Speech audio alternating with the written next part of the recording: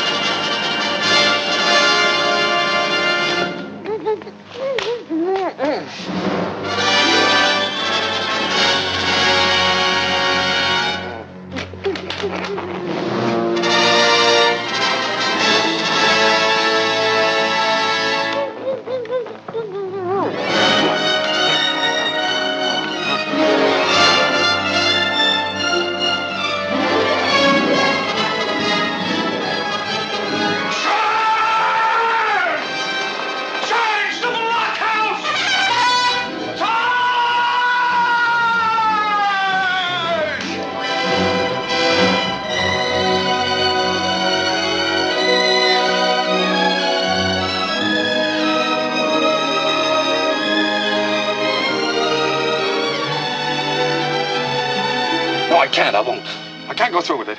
I won't marry you, and that's that. Look, don't you see, marriage, it's a superstition. It's old-fashioned. Oh.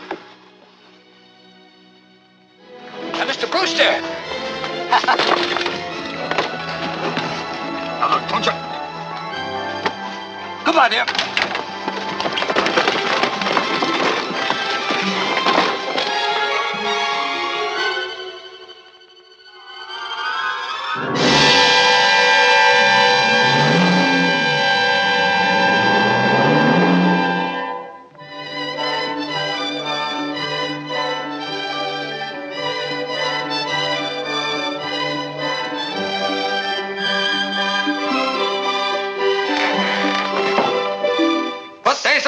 In the window seat. Yes, dear. We know.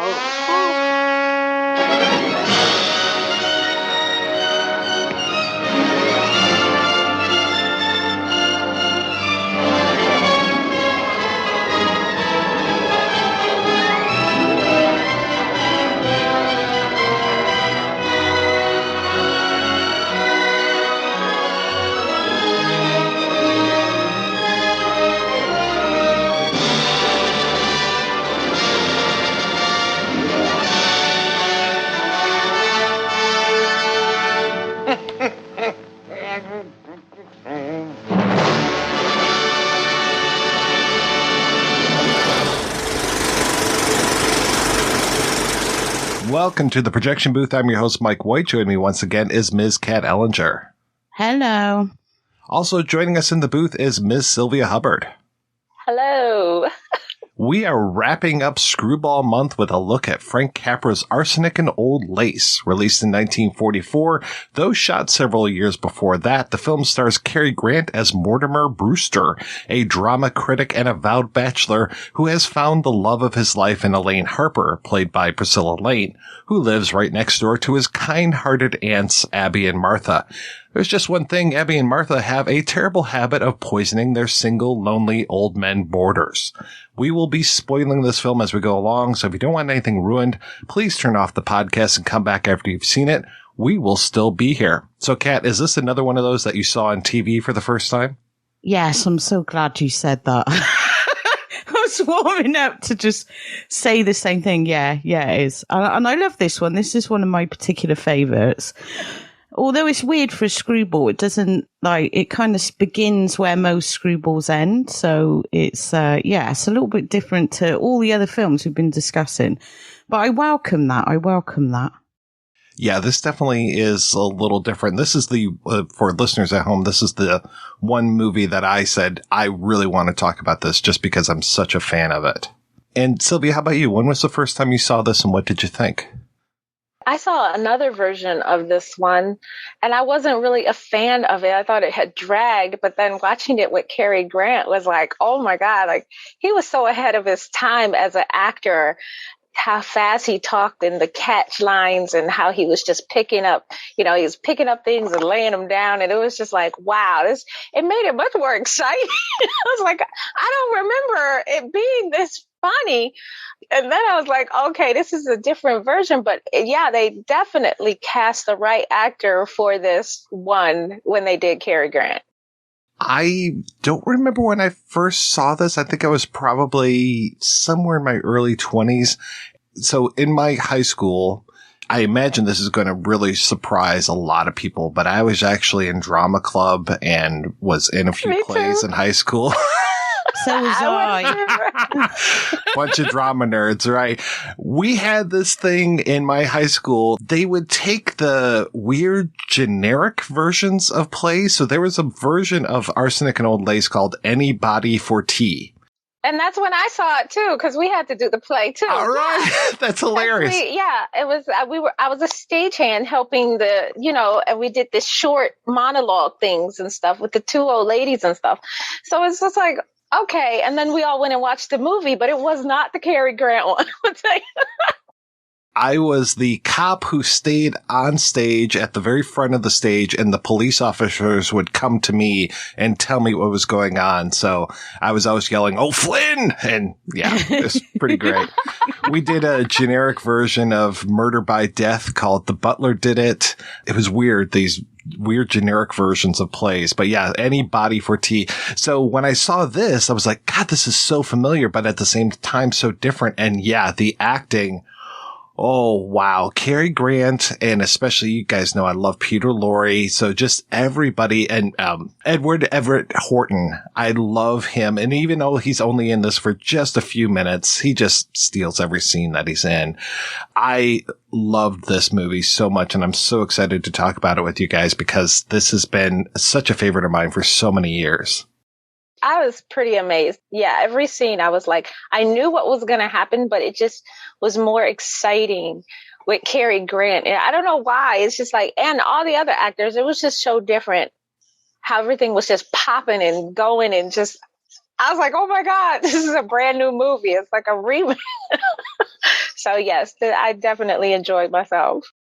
One thing I noticed actually, because we talked a lot last episode? Yeah. About the awful truth. Talked a lot about Cary Grant and his like partnerings with women in the Screwball era. And he was so good with that because he'd be teamed with some brilliant co-stars. One thing that stood out to me this time, probably because we were having that conversation last week, is this entire film kind of hinges on him completely because everyone else plays it dead straight and it's all down to his reactions, which are just fucking fabulous. His facial expressions are so good, and it's all about most of the comedy is like his reactions to things, and it's sublime. It's really, really sublime. He's got the really good one-liners as well, but there's so much more physicality in this one than I think the awful truth. There is a lot of physicality in that, but a lot of it's to do with the banter, isn't it?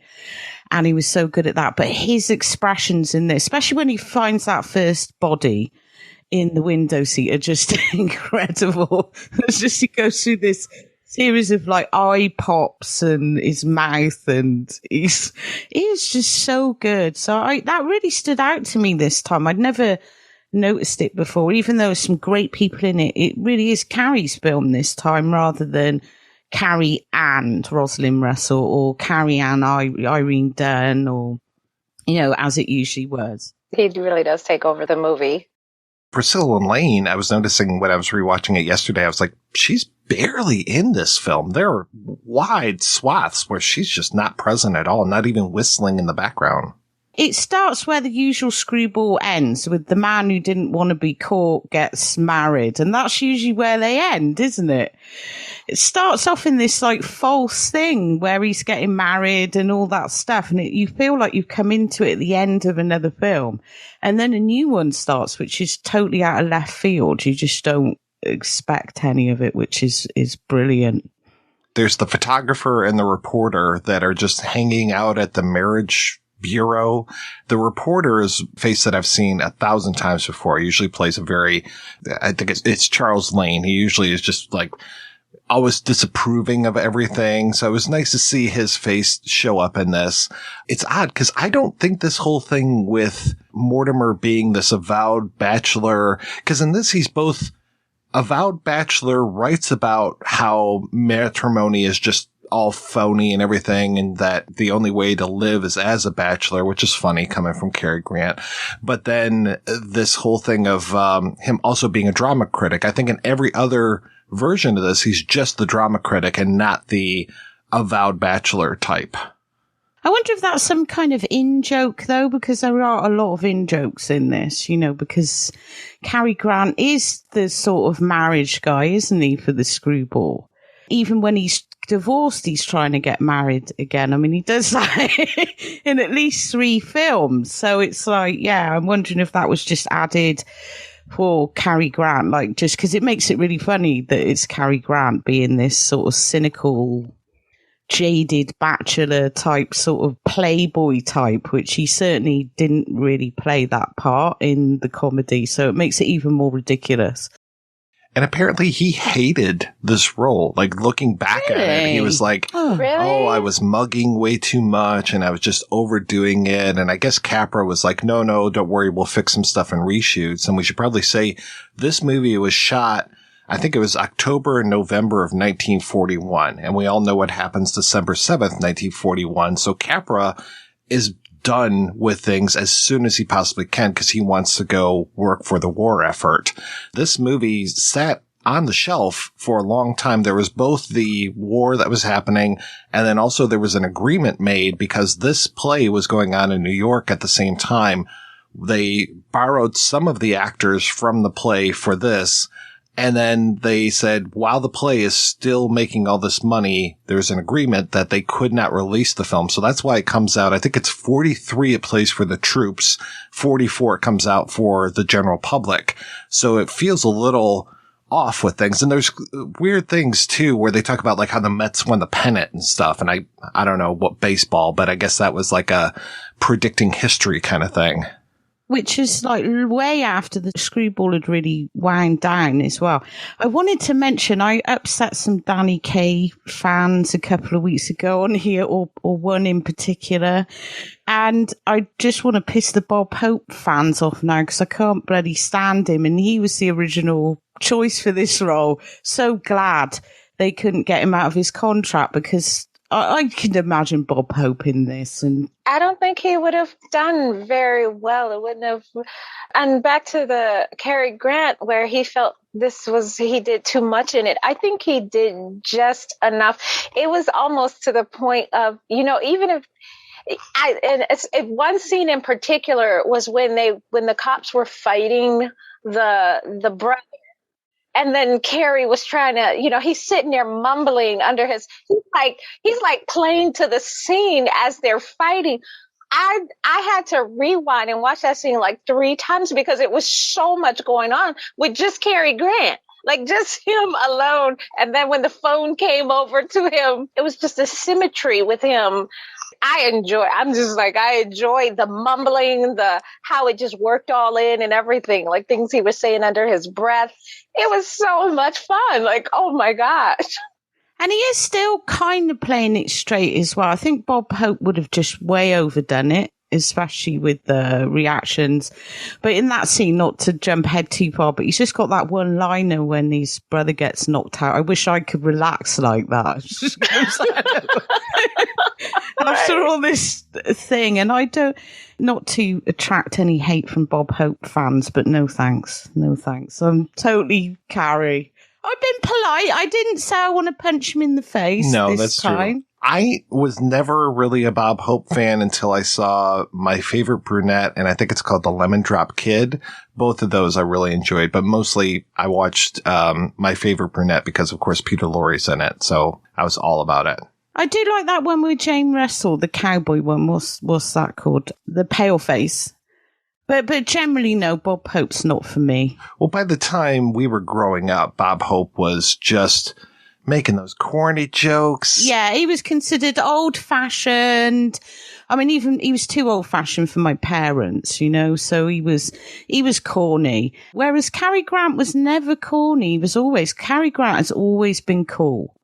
No matter what era, he never fell into this sort of, you know, has-been kind of sad sort of thing. You know, even at the end of his career when he's working with Hitchcock, he totally, like, reinvents himself. I just like it the way when you see him automatically, you just know he's supposed to be straight-laced. You know, he's just going to play it, nothing comedic about him. He's just going to be a serious person. And then when something comedic does happen and he reacts to it, you're shocked. And then you're like, oh my God, he was actually being funny. And it's unexpected. Even when you see him in other movies and he does the same thing, it's still, to me, it's always been, I'm just surprised he can do comedy so well. Just because you don't expect him from the way he looks. He just doesn't look like the person that would be in comedy. Kind of like whenever I see currently now John Cena, whenever he's in comedy, I'm just like, I just can't believe he can hit it. But then it's just the same kind of thing. I kind of get that same feeling like you should not be able to do comedy because you look too good. You look too straight-laced. He looks like a politician. You just think he's going to start saying a speech. And then he just does something comedic and you're like, oh my, and it was actually funny, not comedic accident, but comedic on purpose. It's just like, I love him. So when like seeing him in this one, it was just really, I just enjoyed it. I don't get saying that, but it was just, and I don't even think I probably will get the ire of Bob Hope fans too. I don't think he would have played it as much. He would have been too comedic. And this was not a role. Mortimer was not. He was supposed to be a straight lace. He was supposed to be, you know, that's what he was. He was serious about things, and things are supposed to be that. And I don't think it would have played well. You need some sort of balance in there. So even though Cary is ridiculous, and he does ridiculous so well. We talked about it in The Awful Truth, his jealousy and how he has these little temper tantrums. Because he's straight the rest of the time, it's great. It becomes really subtle. It makes it into an art film. And I think Bob Hope's too goofy, isn't he, Bob Hope? And that would have just been like, oh, just too much, especially at that speed as well. That much of Bob Hope goofy it would have been too much. And with a name like Mortimer, you have to be straight laced. You have to be serious, but I think he pulled it off very well. I don't think anyone else. I was trying to think of other actors, even with the other remakes, it just didn't feel right until I saw it with Cary Grant. So it was just like, okay, yeah, he really stuck this role.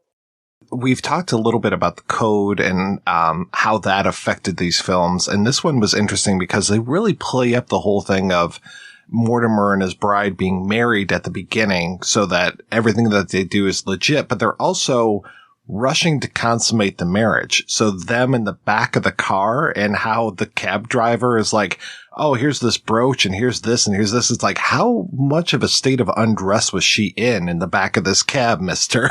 They also break the 3-second kiss rule as well by using it as a joke. That's more like a 30-second kiss, which is bold. Oh yeah, that thing behind the tree. Oh yeah. First I forgot what era this film was in, and then I was like, why are they behind the tree? Like, why can't we see what's going on? And I was like, oh yeah, okay. I totally forgot. I was like, why they gotta go behind? How long are they gonna be behind that tree? Yeah, when he starts talking about the look that's on his face and how she better get used to that look, and it's basically like, this is the face that I'm going to give you before we fuck. I was like, okay, wow. This is the thing with Capra, though, because people always go on about him being sentimental, and he kind of was, but like if you watch something like It Happened One Night, there's some sexy stuff in that. There's some really sexy stuff in that with Gable and old... well, Claudette Colbert showing her leg to get the car to stop. He could be saucy as well, but people always focus on that, you know, all-American. Oh, yeah, he was like, you know, sweet and all-American, but some of his stuff was quite edgy. Even It's a Wonderful Life, which he did after this, which is probably one of the sweetest Christmas films ever, but it's about a guy trying to commit suicide. He was like verbally abusive to his family. Yeah, there's some real darkness in there. When his uncle loses the money, he's just like, yo, fool! And it's just like... That's not what he really wanted to say. Oh, yeah. No, Gloria Graham being a bit of a slut. It's amazing. Violet. He's so good. He's so good. The one character we haven't brought up is Teddy, the brother. And I like that Teddy's our introduction to insanity that's in this family. And I love that when Mortimer finds the body in the window seat, that he immediately is like, oh, it's Teddy. That I need to get Teddy committed right away. And that becomes like his through line for the rest of the entire film, is getting Teddy into a sanatorium, though he quickly finds out, oh no, it wasn't Teddy, it was my dear aunts that have poisoned this man. And I love the revelation of these things. And especially like at first he finds out they killed this one person. And then when they're like, oh no, this is our 12th. And just again, like each time he's given those looks and those reactions and just, he's digging his hole deeper and deeper with this stuff. He protects them. And that's the thing I love about it. Because even though everyone is mad, they have this sort of shared love for one another. And he really doesn't want anything to happen to those aunts, even though they've like killed 12 people. And it's lovely. I just think it's absolutely lovely. He would do anything to avoid them getting arrested. But the whole like heredity thing, I feel like that became such a huge thing in the 60s and 70s in horror. But here we have something much earlier on, but from a director who's not necessarily associated with that. But that whole kind of Spider Baby generation and like Texas Chainsaw Massacre, these basically are the Sawyers and the Spider Baby family just generations before in this very sweet suburb, come from these, what are they, like plantation or owners or something? They're old money. And, very well to do. They're like the two old ladies in the Waltons. What were they called? Those mad aunts with the speakeasy.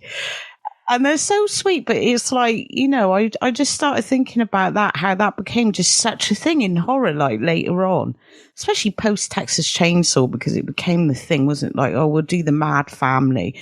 We'll do like the Hicksploitation, or we'll do like, it's always been like a Gothic thing anyway. So like to see it in here with comedy, I know there's like horror fans who would die hard. They absolutely hate horror comedy. I've never understood it, because to me, those two things go together hand in hand. They're perfect together always. But you do get these diehards who will refuse to accept anything that straddles comedy. And again, that's seen as a newish thing, TCM2 or like Sam Raimi and Evil Dead and that whole generation. But horror comedy starts way before that. Even before that, they're doing the Abbott and Costello mashups, which I loved when I was a kid. And this kind of feels like a bit of a succession of that by proxy. So they haven't quite got Boris Karloff, but they got that fucking amazing recurring Boris Karloff joke. That was hilarious. Yes. Where did you get that face? Hollywood. Oh, it's just so good. I was laughing really hard, Kat, because we've got a wrong hat gag again in this movie. Yeah, right after. A hat gag. Yes. He's so good at a hat gag. Wearing the wrong hat. That's the whole thing. Someone needs to do a study on that. Wrong hats in 30s and 40s Hollywood. Oh, Lord. And yeah, just like little one-liners, little moments, like the whole thing with the cab driver just waiting outside the entire time. That's what I couldn't figure out. Like, why was he still waiting? They had turned the lights off in the house, turned the lights back on, and he's just... When Mortimer rushes out and he's just like, call me a cab. And the guy like hails another cab and he's like, wait, I'm a cab. The cab driver's a big thing in It's a Wonderful Life as well, isn't it? Was this like an affinity you had with cab drivers? What is the meaning of the cab driver? That's another study they need to do. That was just hilarious. Like, it was like a running joke throughout the whole movie. that the cab driver was just sitting outside. Even when his fiance came in, she's like, yeah, the cab's still waiting. And this was hours, supposedly hours later. They had turned the lights off and turned the lights. They had gone to bed. The cab driver was still out. And I'm just like, what is going on with this? Does he really need this tip this bad? I thought that was just the most hilarious thing through the whole movie. The cab driver waited the whole time. I was just, wow, that was cool. Didn't I read somewhere that Boris Karloff should have been in this, but couldn't? He couldn't get out of it. Yeah, because he was in the actual play. Right. And they said, we will give you Boris Karloff if you give us Humphrey Bogart, since this was a Warner Brothers film. And they said, yeah, no, we're not going to give you Humphrey Bogart. We'll use Raymond Massey. We'll go ahead and make him look like Boris Karloff, or at least like Frankenstein's monster. And then that they did get permission from Karloff for him to use that line about they made me look like Boris Karloff. But to hear Karloff say that. Yeah, he kind of does. I think Karloff would have been great in it, but Raymond Massey is just amazing because he's just, you don't recognize him at all. And he is, again, playing it so straight. He's kind of menacing in it as well. Probably more menacing than Karloff would have been, because Karloff could be really comedic. But Karloff and Peter Lorre together are just absolute treasures. So, yeah, I'm not criticizing Massey because he does an amazing job, and you forget. But knowing they could have had Karloff, and they could have had Karloff, and they could have done the Karloff joke with Karloff, would have been even better. But that's not a criticism, because Massey is great in it, of course. But it's kind of sad that he wasn't able to do it. Did you notice that Raymond Massey never blinks in his close-ups? Yeah, he's really creepy. On the second time I saw that, I was just, that was really creepy. So when they cut to him and he's just there breathing and staring, I love it. It's just like, wow. He's terrifying, especially when he says about him, do you remember what I used to do to you when you know, it's just horrible, abusive.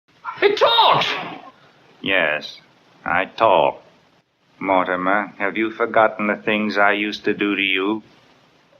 When you were tied to the bedpost, the needles under your fingernails. Holy mackerel! It is Jonathan. I'm glad you remember, Mortimer. Yeah, I remember. How could I forget you? Where'd you get that face, Hollywood? He is a horrifying presence.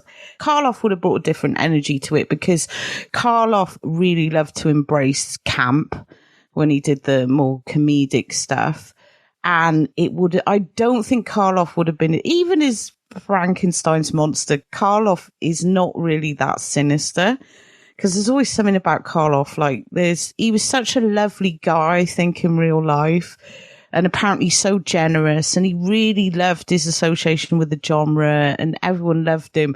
Part of that always comes through in his roles, unfortunately. Massey was so creepy and sinister and horrible in that bloody, it's like a Leatherface Boris Karloff mask.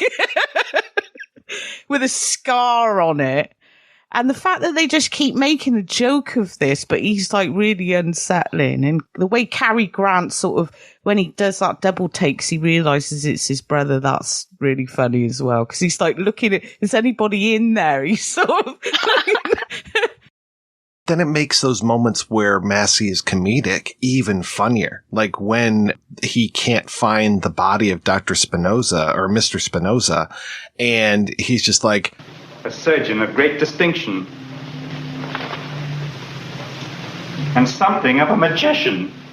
Or when he and Cary Grant rush over to the window seat and sit there, but then... Oh, my God, yes. When Grant realizes what has just happened and just does that look and stands up like, oh, I've got something over on Jonathan now. This is great.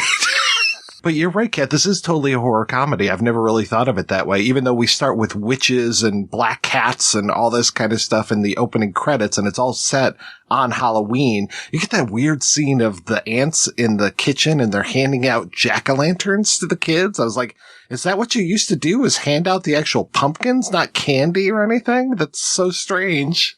Yeah, I thought that was really weird because why would you give those to kids so they could throw them around the neighborhood? It's like, oh, good, we get to go make a pumpkin pie. Right. Oh, Mommy's going to be so happy.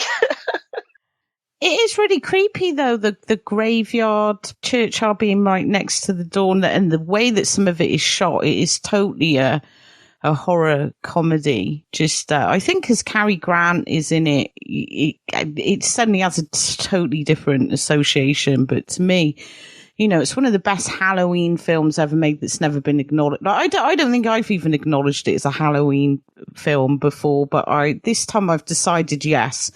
It is, and probably, you know, probably one of the first Halloween films that references Halloween. So Halloween's a weird one because it's like the old pagan festival, but it's also like as the trick-or-treating, exclusively American. And so even within horror, there aren't actually many films that directly reference Halloween. And you think there'd be like millions of them, but other countries don't make Halloween films because, well, maybe now in Britain in the last couple of decades, we've started to get Halloween like you guys get Halloween. First time I saw Halloween was in E.T. I'm like, what the fuck is this? They get sweets. Like, what? What did you do on Halloween before that, though? Nothing. No trick-or-treating, nothing. No. And it was only my kids' generation. So in the 90s that like my kids went trick-or-treating, and probably from the early 2000s, and now you see trick-or-treating, but people don't do their houses up like they do in America. They don't do their houses up. Like, you'll get the odd one, and I think that's something that's also starting to take off. But I see Americans moaning about their 25 aisles of Halloween decorations, and I'm like, we get like half a shelf in fucking Asda. Like, calm down. How spoiled are you? No, it's an old pagan festival. So I think because of Halloween, like when I was growing up, it became, let's watch horror films because of the John Carpenter film. So that was like a bit of a tradition, but it was just for horror kids. And the rest came later. So I've probably didn't pick up on it in as a kid. Or I know I was probably a teenager when I saw this one, actually, but never really picked up on the Halloween-y elements because it didn't really have much meaning to me outside of something like a slasher. But yeah, I just seemed to notice it more this time, I think, because me and Heather Drain were recently on a podcast specifically discussing how few Halloween-based actual films that you find where it's actually actively set at Halloween, and you see like jack-o'-lanterns and trick-or-treating. And so it was in my mind. And I was like, hey, this is actually really cool. And these old aunts are really into the Halloween thing. You know, they've got the little pumpkins going on. You got kids in masks. It has to be, I could be wrong. Somebody will probably write in and go in 1925. There was a like short, all dedicated to Halloween. But as far as I know, that's got to be the earliest cinematic reference to trick-or-treating. Someone will prove me wrong now. Of course. You know, somebody's probably digging already. Secretly listening and like, I'm going to prove her wrong. I grew up and we didn't celebrate Halloween at all. I don't think we even went to we didn't go trick-or-treating at all. My dad didn't do any dress up or anything. We were not allowed to. We need a support group. So when I do see a Halloween theme in a movie, I'm very aware of it because I'm like, oh, okay, this is what people actually did because I never experienced it.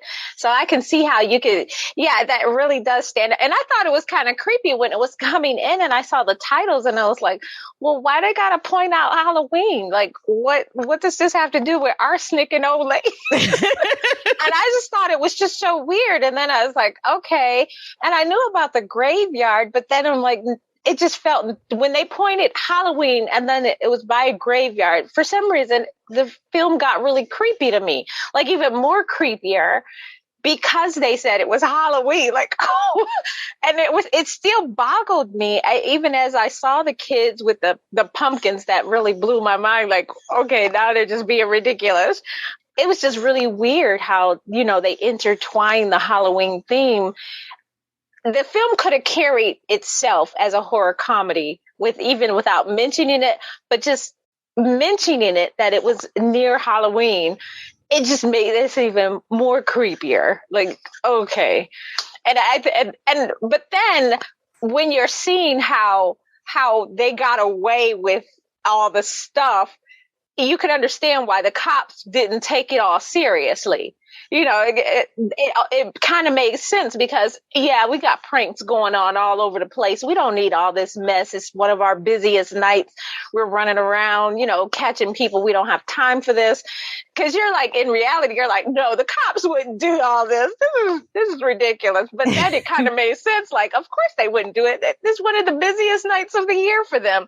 They're going to be like, oh, whatever. Okay, let's just get this stuff done and get on to the next call. So that is a good point. I was just sat here thinking while you were talking, oh my God, you know, you've got Halloween night is set in the process of one night where this crazy man comes home. And it's like, you know, is this the precursor to Michael Myers? And he's also wearing a weird celebrity lookalike face. True, yeah. They made me look like William Shatner. It all makes sense. It does. This is it. This is the first Halloween. I just also realised I'm probably talking shit because I'm pretty sure some of those Universal Wolfman films are set around Samhain at least. But keep that other crap in, though. I'll live with the crap. Mainstream. I used to be a mainstream film that uses Halloween.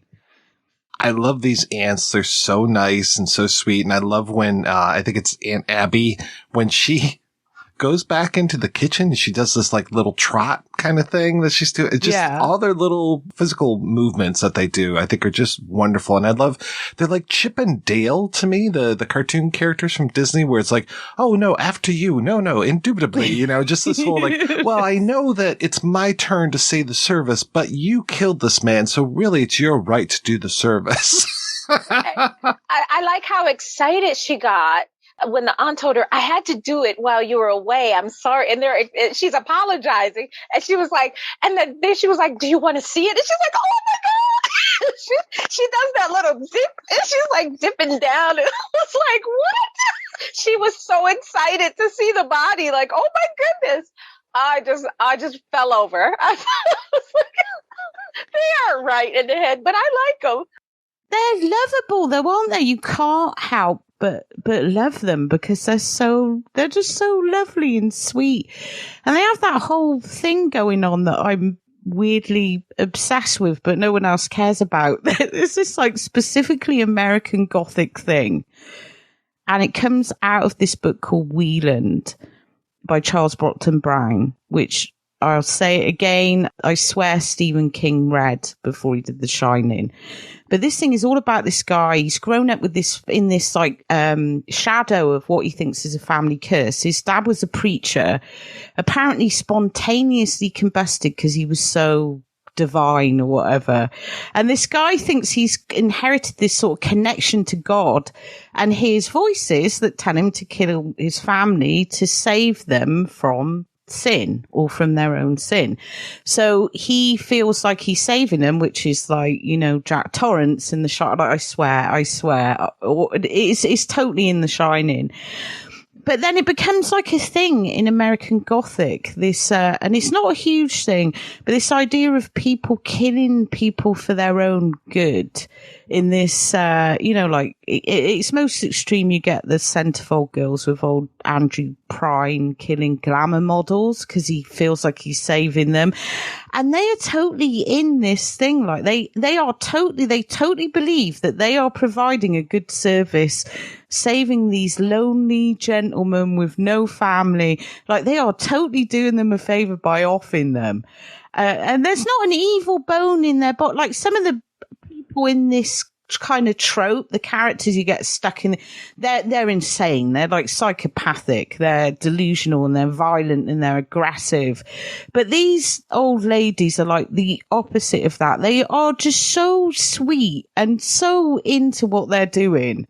And again, it's like linked to this whole family tree thing, which Wieland did. And then it comes down through Poe, like Escher, and this whole idea of your relatives being like whole trees of bad.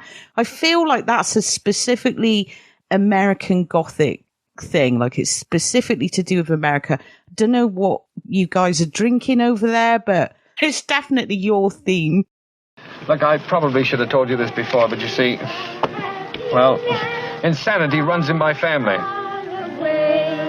It practically gallops.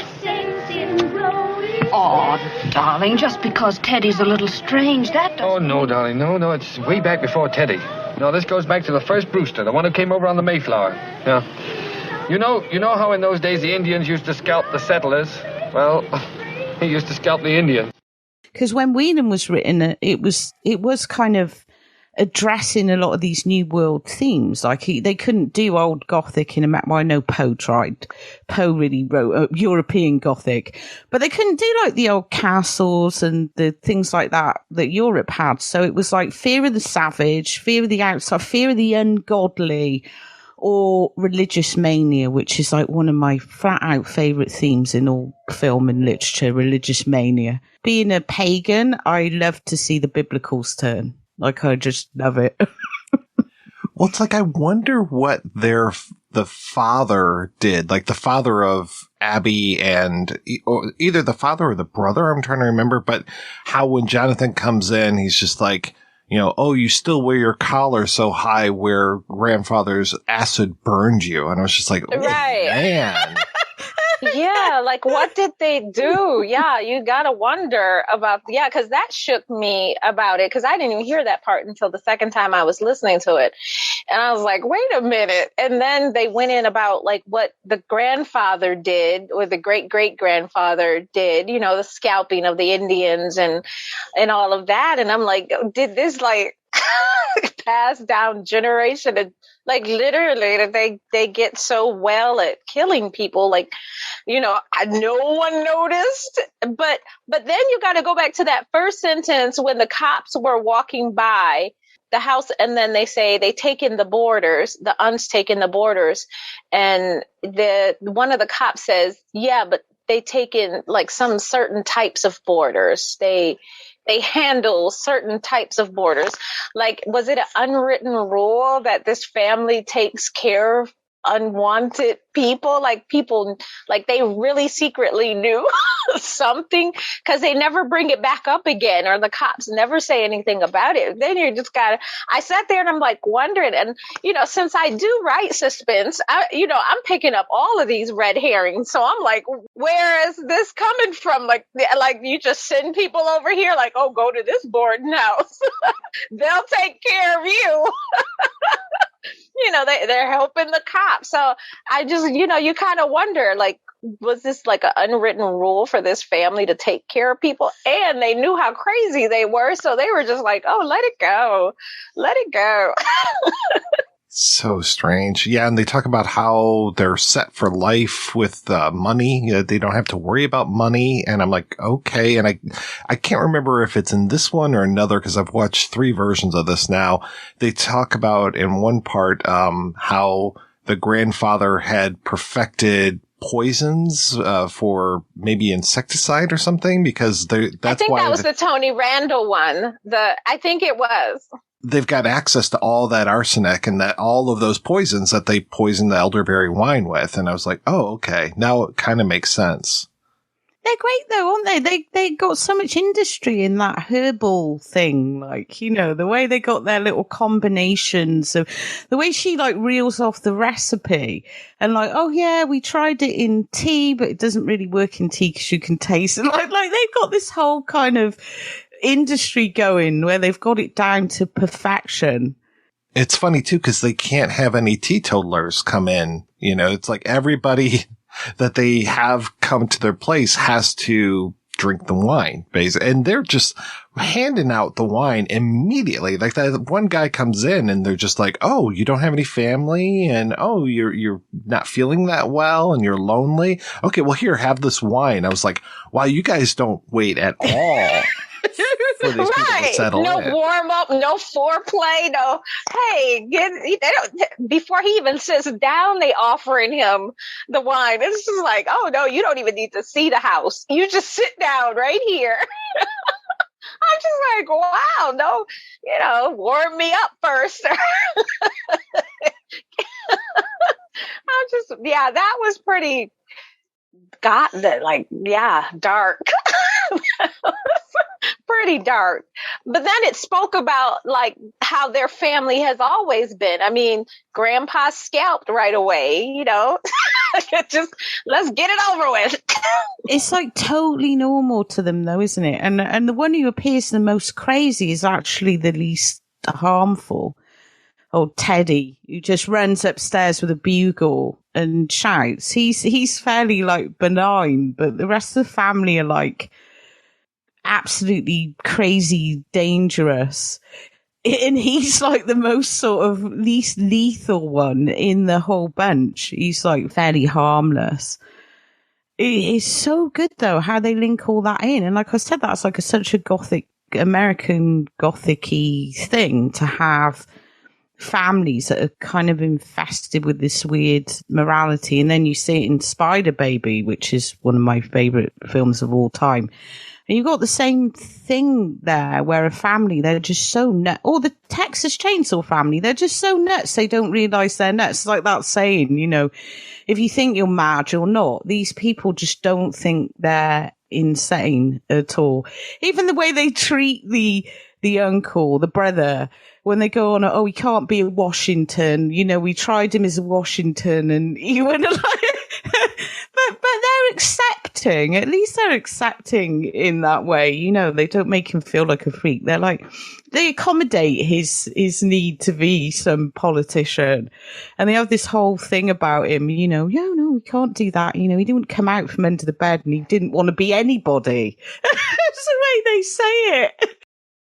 But it's kind of weird because like, people yearn to be part of a really close-knit family and to understand their, idiosyncrasies. And then the only place you see where family is family and they support each other is in horror movies. And that's kind of sick and morbid, but like, you're like, I want a family like that. Like, why can't they support my dreams? They support his, and he wears a mask and chainsaws people. Like, wow, all I want to do is just paint. But Jonathan has gone a bridge too far. You know, they can't handle having Jonathan and Dr. Einstein there. Right, he crossed the line. He crossed the line by bringing unknown people killing into the house. You can't do that. A foreigner. How dare they bring a foreigner in? And I love how they're just so up in arms. It's the 40s, can't you? Because it's got that like where they had that like scare of anybody vaguely European, which is how Peter Lorre just ended up. It's like the villain in a shady character and everything. Bless him. He's always scared me. He well, not scared me, but creeped me out. In every movie he's ever been, he's just, even when he's played a nice person, it's just so creepy, no matter what he does. Oh, I love him so much. Just every single line reading that he has in this whole movie, every physical gesture. I mean, just like, not to Melbourne, Method, please. 2 hours. And then when it was all over, what? The fellow in London was just as dead as the fellow in Melbourne. I just thought for sure he was just going to hunch down at any moment. Just, I don't know why. Just hunch and say your lines. I don't know why. It's just like, yeah, he was pretty good. When the cops are reading out the description of Jonathan and then his accomplice, and he's just standing there. Oh, the look on his face, yeah. And when he puts his hands up, and then James Gleason comes over and shakes the one hand, I was like, and the look of relief on his face as he just scoots right out of there. Right. Like, let me leave now. And I love James Gleason as the police lieutenant. He always shows up and stuff, and he's so great. He's just so angry all the time. And just, even though I love how all of the cops defend the sisters to the death. They would defend these sweet old ladies.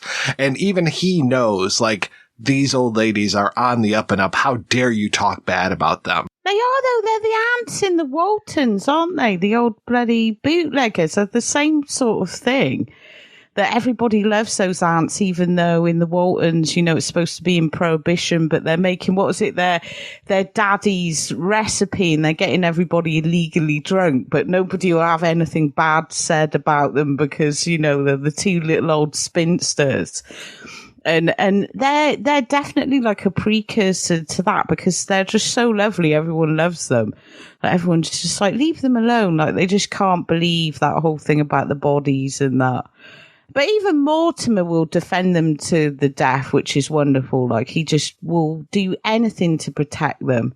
And then you find out they've taken him in and he's not even related to them. You just think, oh, that is just so lovely. They just took in this poor stray kid that was going to get dumped. He's the son of a sea cook. Yeah, son of a sea cook. Which I love, and we'll talk about this a little bit more after the break. The whole thing, I guess the original line that actually stayed from the very first version of this, because the original version of this play was vastly different than what ended up on Broadway and then what ended up here in this movie. But the original line was, I'm not a Brewster, I'm a bastard. And of course you could not say that in the movies in 1944. No. I think I'm the son of a sea cook is actually as good as I'm a bastard.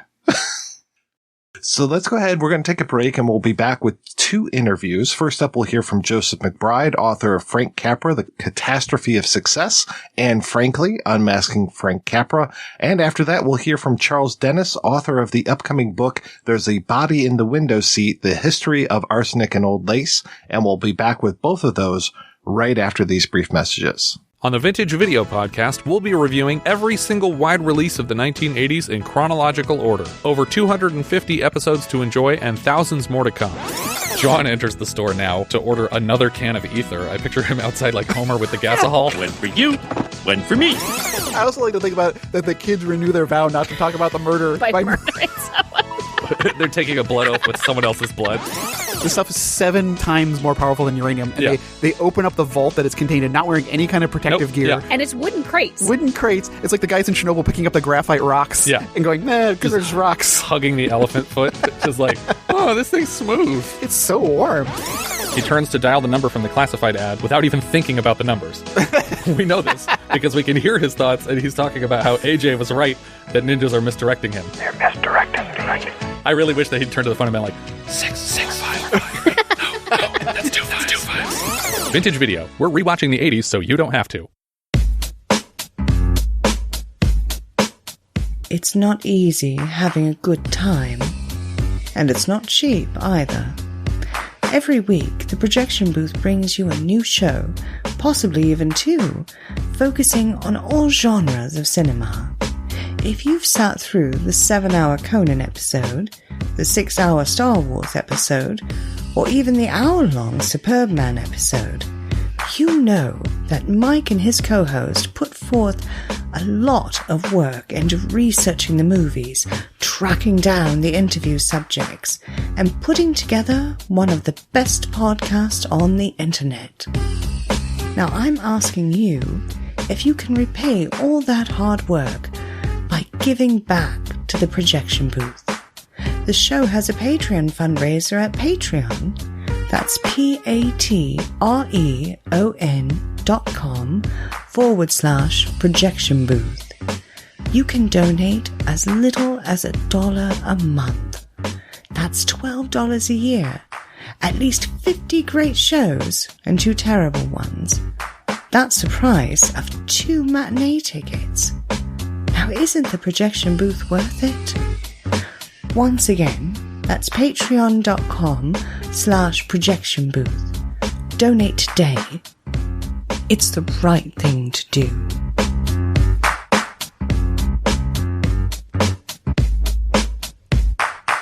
I'm Chris Cooling from Forgotten TV, and you're listening to The Projection Booth, the ultimate movie podcast. Joseph McBride, thank you so much for stopping by today. I'm very curious, what was the first Frank Capra film you saw?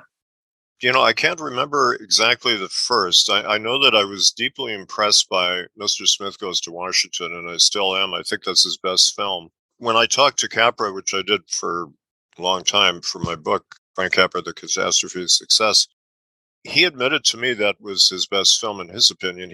He always told people it was A Wonderful Life because that's what they wanted to hear. But I said, what was it about Mr. Smith that you think has made it your best? He said, it's bigger. It's a film about our country. and I agree. And I have some problems with Wonderful Life that we could get into, but I think Mr. Smith is a great screenplay by Sidney Buckman and tremendous performances by Jimmy Stewart and Jean Arthur, and it is a fascinating film about America. It's very patriotic and yet very critical of the United States, the corruption of the system as well. And it teaches us a lot about how the system works, because the central character is very naive, and Jean Arthur as the secretary is the person who really knows how the government functions. He doesn't even know, and she fills him in, and she fills the audience in a very entertaining way about how a bill is written, and she's very cynical and jaded, and she becomes more idealistic as it goes on. You begin to wonder, how come this person isn't a senator? And it's a feminist film in that sense, as Capra's 30s films are. His women, one thing I liked about them is the women always had jobs, which wasn't true in a lot of 30s films. A lot of 30s films, the women lounge around in beautiful outfits, and that's all they do. But in Capra films, they're reporters and secretaries and all kinds of interesting jobs. Jean Arthur's character was a working woman. She told me she turned down It's a Wonderful Life because the woman was a housewife, and she said there was nothing for me to do. She thought it was a dull character. Capra's films after the war, when he let his latent conservatism dominate his films, there was a drive in the government to make women go back to the house after working during the war, and so his women became housewives and generally less interesting. When we talked forever ago, we were talking about how my experience was going to school and having Citizen Kane taught to me all the time versus when you were going to school, it was not part of the canon, as it were. So where was Capra at as far as what he was viewed like when you were going to school and initially seeing these?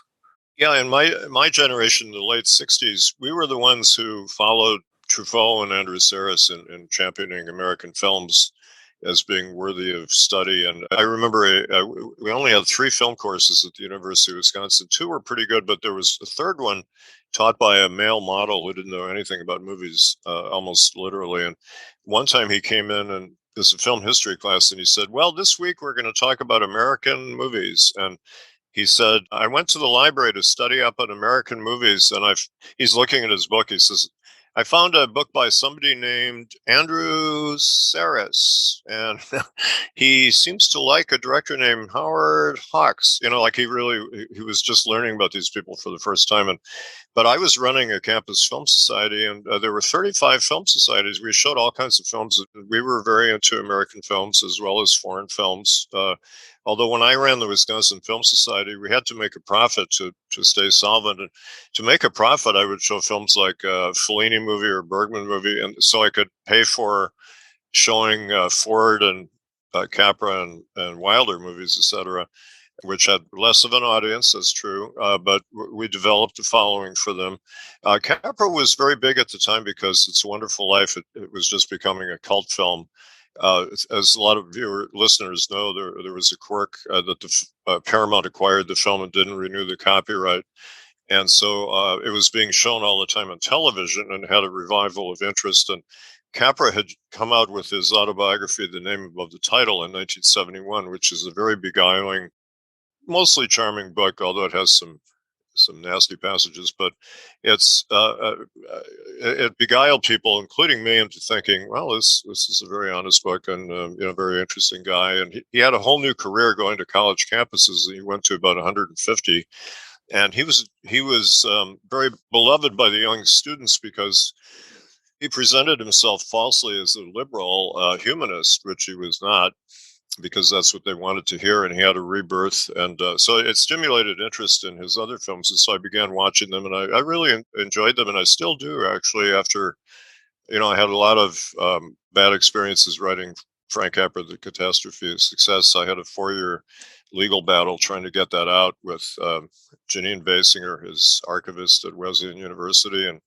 Bob Gottlieb, the esteemed editor at Knopf, who was my editor on the book originally. He and Janine Basinger tried to stop the book or neuter the book. They had a plan to issue the book over my objections with a lot of the political content cut out. And I stop them. I spent 4 years of my life battling them, and I won, and I got it over to Simon & Schuster, who published it in an uncorrupted form, although I had to cut out Capra's unpublished writings, which Janine Basinger had promised me I could use, and then she reneged on the promise.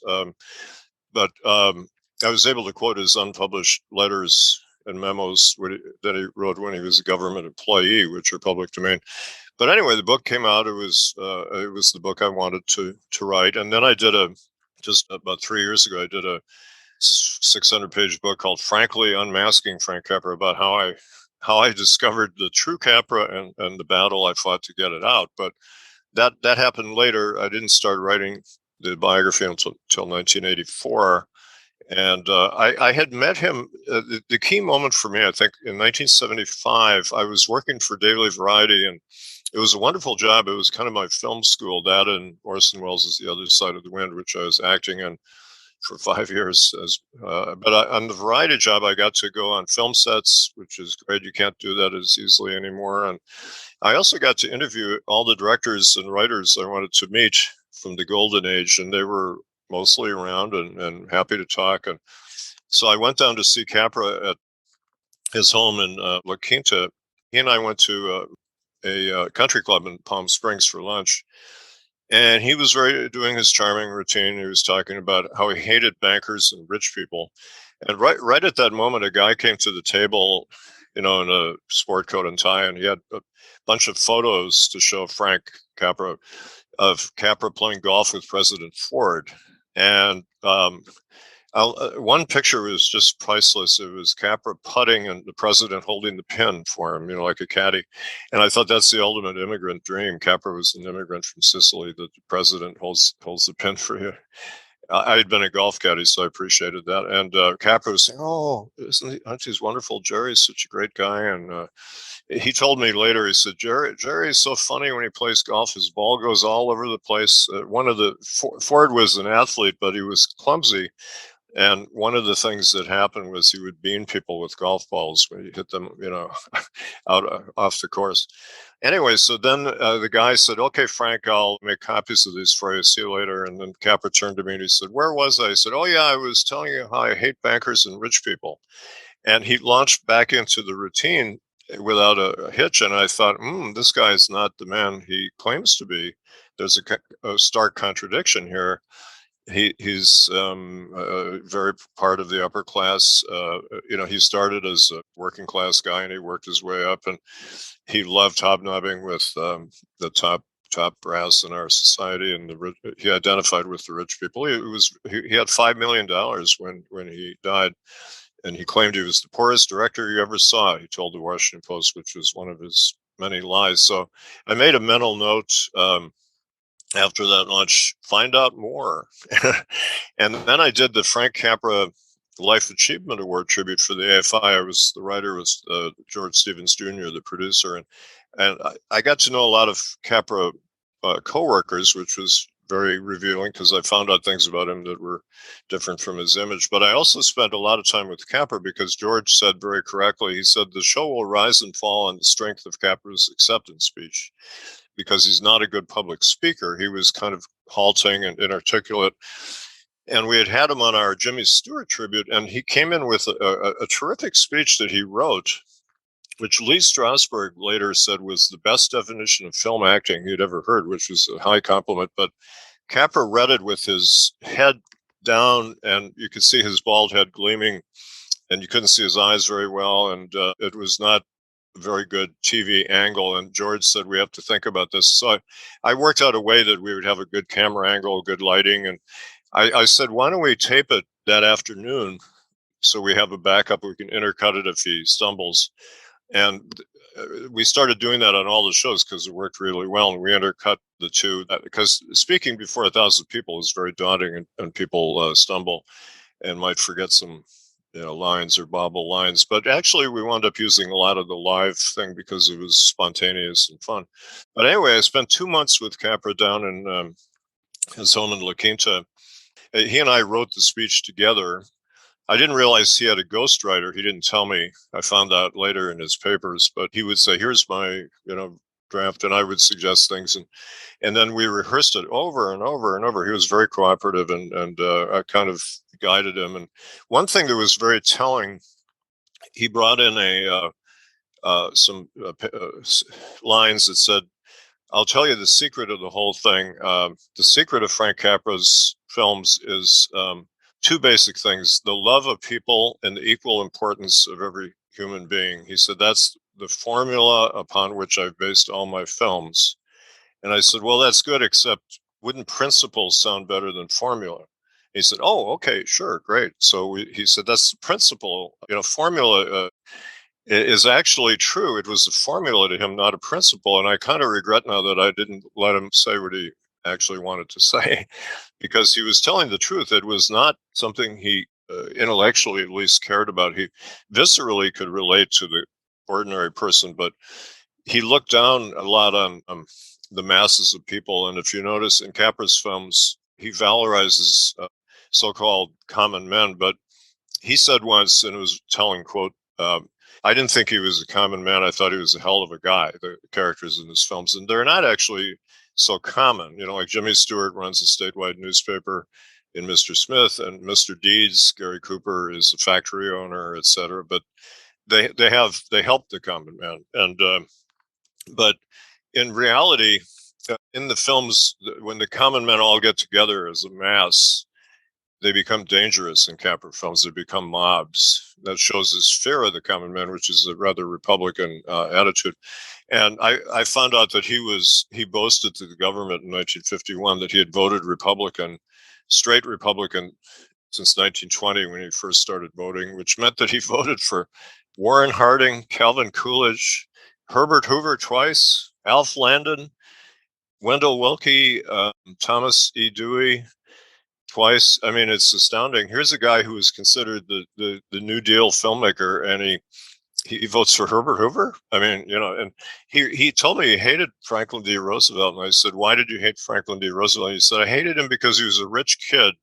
And Claudette Colbert told me that there was a dinner party she went to with Capra, and he was railing against Roosevelt during the New Deal period because Life magazine had run a spread of pictures of Roosevelt through his life, and they had a picture of him as a boy in a kind of little Lord Fauntleroy costume. He's a very rich kid, and he's in a little pony cart. And Capra was saying, "Well, when he was doing this, I was selling newspapers." And Colbert said, "Well, what a psychologist could do with that, And that was but I really think his hatred of Roosevelt was because of the very high tax rate during the New Deal, taxing the rich. And it was so high. Today, people would freak out if they had to pay 80 or 90% of their taxes, but it was, spreading the wealth. And Capra was extremely rich. He made over $1 million in 1938, which is astonishing. Very few people in America made that kind of money, but a lot of it was going to the government. He resented that. And it wasn't until Reagan came in that Reagan started slashing the taxes on the rich, and Capra was a big Reagan champion. Anyway, that's so when I started writing my book, I was fully aware that Capra was not the man he claimed to be, and I was ready to tell that story. You talked a little bit about the themes, or let's say the formula that he liked to play with. I'm curious where you see those coming up the most. Just to give an example of the schism between the man and the films, and then we can get into the films in more detail, because I still like his films. It's interesting because after finding out who he was and all the contradictions, I still think he's a great filmmaker, but I have very specific, more clear views of what his talents were.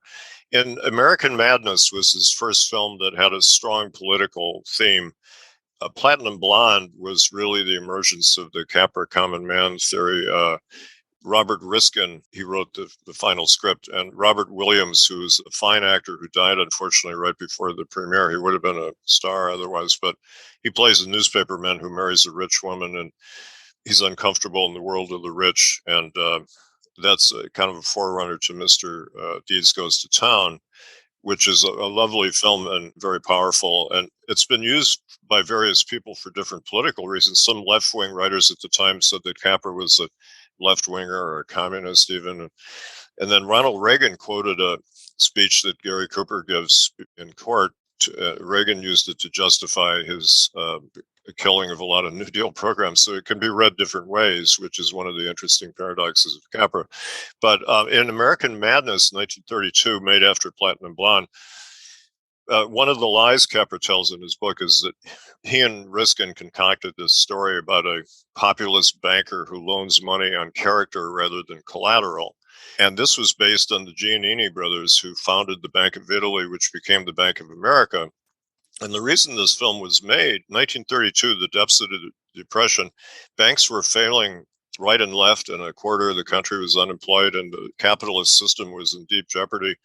And during the campaign, Roosevelt proselytized for a fluid currency, which meant a lot of people were afraid to put their money in banks because banks failed. There was no protection for the depositor, as there would be later when Roosevelt came in with the FDIC. But people were hoarding their money under their mattresses and tin cans and stuff. And Roosevelt said, put your money in banks, have confidence in the banks, spread it around, and your neighbor can borrow, you can borrow, etc. And that was the Roosevelt plan, but Hoover was against that, and Capra was against that. Edward Behrens, who was his sound man, who was a great source of mine, said he had a unique position because he had the microphone over the actors and Capra, and he could hear what they were saying to each other. And he said Adolphe Menjou and Capra he overheard them bad-mouthing Roosevelt and his economic policies. And so Capra was actually against the fluid currency, and he was keeping his money in his mattress during that time. He was making a film telling you the opposite. That was a fascinating example of a director who didn't believe what his films were saying. So I found out Capra had nothing to do with the screenplay because it was written, Robert Riskin was assigned by Harry Cohn to go out and interview Doc Giannini, who was the lender for the motion picture industry. And Bank of America was Columbia's biggest backer. And if they went under, Columbia might go under. That's why they made the film. And Riskin, who was a liberal Jewish screenwriter from New York, champion of the New Deal, wrote this fine script. And then Capra was on his honeymoon at the time, had nothing to do with it. And then the film started shooting with Alan Dwan directing it. And Edward Behrens said, Alan Dwan, who, despite being a fine director in many films, he said he didn't quite seem to be up to par, didn't know what he was doing. And so Cohn fired him, replaced him for one day with Roy William Neal while he was looking around. And then Capra was called in. They shut down for a week, and Capra changed the set. And Behrens said, this is when I started realizing what great motion picture directing is. That Capra made the set a 2-level set so he could have, visual contrasts between the banker up above and the people down below, etc. And the dynamism of the mise en scène was noticeable right away. And Capra made a very exciting film, but the only addition he made to the story was the bank robbery, which is done purely visually. It's a tour de force, nonverbal scene. But anyway, Capra had to claim credit for that because that's where his themes came in with Riskin, who was really the author of Frank Capra's films. And that's a controversial comment because even in Capra's lifetime, there was a dispute, angry dispute between Capra and people who said Riskin and other writers deserved equal credit, if not more. And I believe that's true. But so Capra had to lie about it. That was very significant. But Riskin and Capra created this so-called formula, which is, a little guy against the system. Although again, a bank president is not exactly a common man, but he identified with common people and helped them. And he was a populist. The populist movement had some good qualities and some negative qualities, like xenophobia and anti-Semitism, but they were anti-banks, etc. But this was a paradox of a lovable banker, and that's kind of captures some of the Capra paradox, that he was, as people said, Mr. Dees Goes to Town kind of showed you the good side of the capitalist system. He was a benevolent capitalist. Raymond Durnyat said it was a Republican film that was kind of valorizing a liberal banker. And I think that's true. And one of the interesting things about that film, he inherits $20 million and he starts giving it to the poor, and he's accused of being insane because of that, because he's benevolent, but he keeps 2 million for himself. He's not stupid, you know. Capra's heroes, as Claude Rains says of Jimmy Stewart, Mr. Smith, this boy's honest, not stupid. And so Gary Cooper is still a millionaire, but he gives away a lot of his money, which is very admirable, and he helps all these people, and it's kind of a model for how enlightened plutocrats should behave during the New Deal. So it's got things for both sides, and I noticed that in Capra's films, and a lot of critics before I came along were sort of confused by the ideological confusions in the Capra films, that there would be a scene that seemed very left-wing and then a right-wing kind of scene and a middle-of-the-road scene. And what they didn't realize was the writers were responsible for that. And Chester Stitch, who is my best source, I think, he was Capra's secretary for 39 years, his right-hand man. And he typed the scripts that Capra and Riskin wrote, and he was always around. And he observed that one of the things that made Capra great in his heyday was he had a brain trust of a wide range of political views, from communists, progressives on the left, to liberals, middle-of-the-road people, and then right-wing people. He would listen to all of them, and he would draw ideas from all of them and kind of amalgamate them in his films. And he was open to listening to people, which is a good sign for an executive or a director. And then later, after the war, when the Red Scare came in, Capra was accused of being subversive, and which is really terrible and stupid, because nobody was more patriotic than Frank Capra, and we can get into that. But he was accused of associating with a lot of left-wing writers, which is actually true. And Mr. Smith Goes to Washington's writer, Sidney Buckman, was actually a member of the Communist Party when he wrote that film, which is an interesting paradox. I asked one of Buckman's friends how a communist could write such a patriotic film, and he said, well, he was an American communist. I thought that was a great line. But the Communist Party of the U.S. in that period, because the war was coming, the war with fascism, they wanted to unite everybody behind the war. And Roosevelt was having a hard time rousing the isolationist nation to being against Hitler. And so their slogan, Communist Party slogan, was communism is 20th century Americanism. And they were stressing the Bill of Rights. They wanted to say, this is the bedrock of our country. And that's what Mr. Smith is all about, is the Bill of Rights, especially the First Amendment, freedom of speech.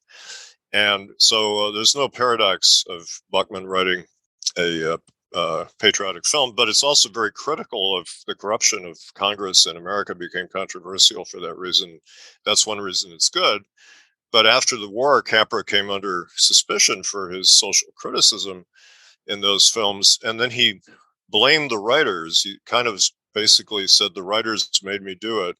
And ironically, later in his life with his book and his public appearances, he was claiming all the credit. But to the government, I found out in my research, he informed on a bunch of his colleagues, mostly writers, and he informed on Sidney Buckman, Michael Wilson, Hugo Butler, Ian McClellan Hunter, and others, and basically blamed them for the political content of his films. And that was a big shock.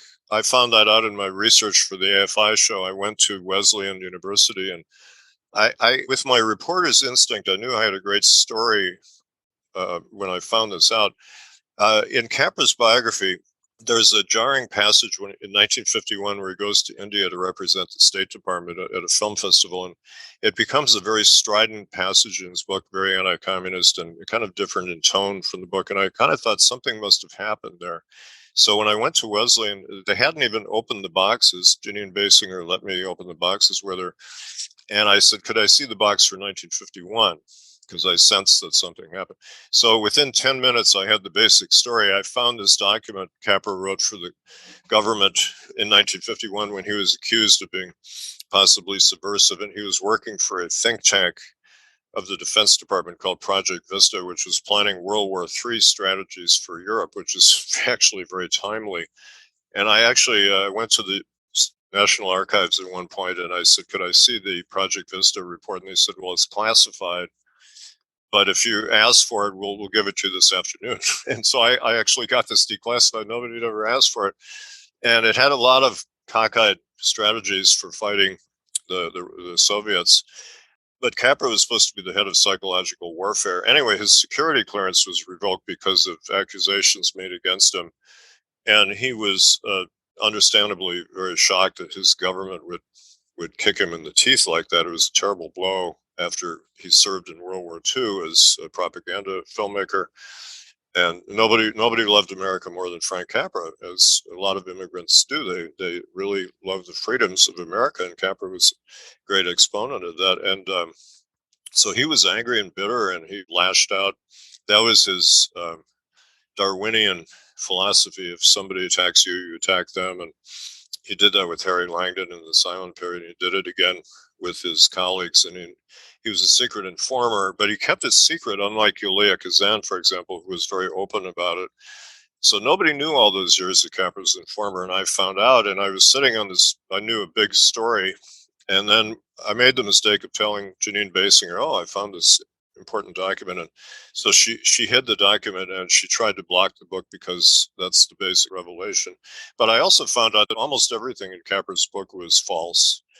The only things that checked out basically were his date of birth and the date that the ship left for America. I checked those out just to make sure. It took a lot of doing, but I really invented the wheel in Capra's scholarship, because all the books about him were pretty much based on what he said his life was, which was all false. So they had to kind of scramble and rethink their premises. But after the end of the day, I still like his films because I think I understand them, or I understand their contradictions, and I appreciate what he did bring to them, which I concluded he was not a particularly good visual stylist. That was really his cinematographer, Joe Walker, who shot 20 of his films.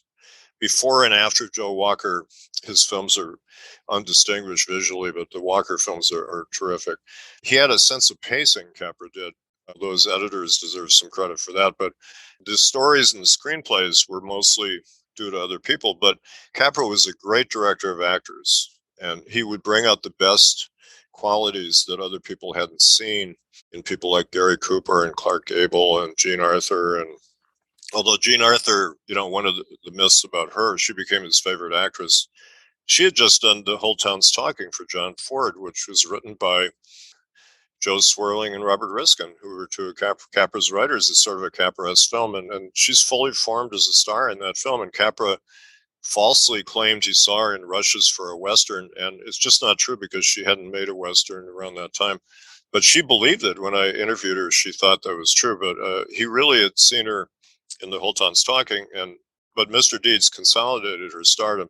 But he brought out her best qualities, and Barbara Stanwyck was about to go back to New York when he met her, and he made her a star, and he made other people stars. He was terrific with character actors too. He just had a great feeling for people and their complexities, because he was a very complex man. And it sustained 7.5 years of work on that book, and then a couple more years on the other book, because he's such a fascinating character. Tell me about Arsenic and Old Lace and how that fits in, and what was the backstory of that film? That's kind of an anomaly in Capra's career, and for a long time, people wondered what is Frank Capra doing with the story of two old ladies who murder old men. I concluded, and I knew this would be controversial, and my wife, Dr. Ruth O'Hara, who was a great bulwark of strength on the book, and without her, the book wouldn't have been released, because she was a brilliant legal mind and editorial mind. I concluded that film was about Capra's dark feelings about his mother.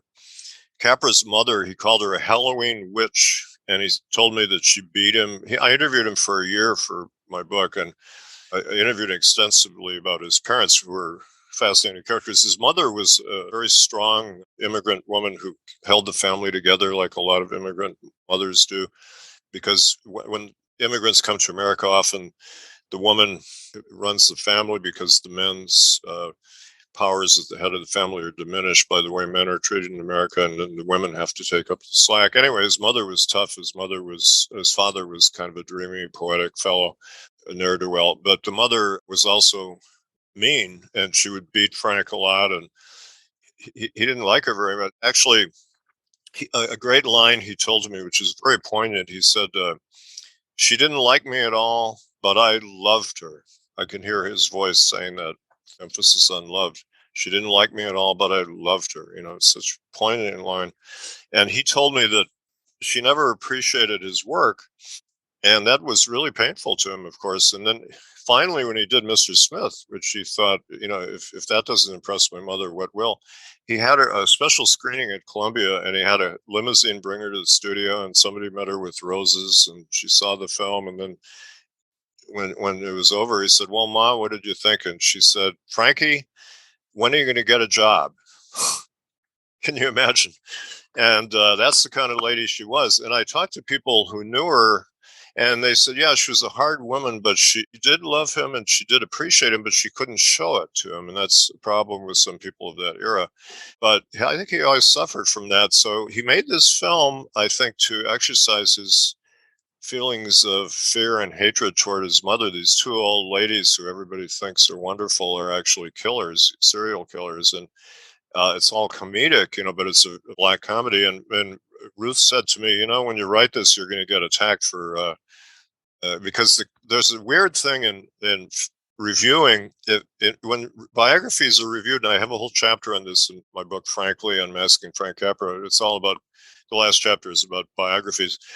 When you write a biography and you talk about somebody's psychological underpinnings, you're attacked by reviewers for being, quote, Freudian, unquote, which is very weird to me because, what's the point of writing a biography if you don't analyze the psychology of the central character? Because that's what the book is supposed to be about. And some writers are intimidated by that and they don't analyze it. Then the books are kind of baffling.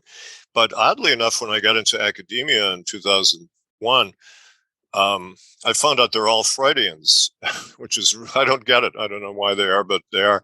But anyway, I said to Ruth, well, I think I'm correct, so I'm going to leave it in. And sure enough, I was attacked for that. And I just read another attack. They said, oh, McBride gets really Freudian when he talks about arsenic and old lace. But that's the story. But it was based on a play by Joseph Kesselring. But I found out in going into the papers of Lindsay and Krauss, who were great playwrights, that Kesselring brought it to them and they rewrote his play extensively. His was called Bodies in the Cellar. And they didn't take credit for the rewrite, but they did an extensive rewrite. And it became a huge hit on Broadway. And Capra says in his book, I just made it to make money for my family because I was going to war. And I mean, that's partly true. And they couldn't show it for 3 years because there was a clause in the contract with the producers that while the play was on Broadway, they couldn't release the film, but it was shown to the troops, but it didn't come out in America until 1944. But I think it's a really overdone film. I know a lot of people like it. And I know Cary Grant thinks it's his worst performance because he's mugging, and it's not your typical understated Cary Grant performance. But I went to an event with Capra, and Cary Grant and his wife were sitting behind us, and I said to Capra, "There's Cary Grant sitting behind you. Say hi to him." And Capra said hi, and I heard Cary Grant say to his wife, "Oh, he's a dear, dear man." So he liked him despite the mugging.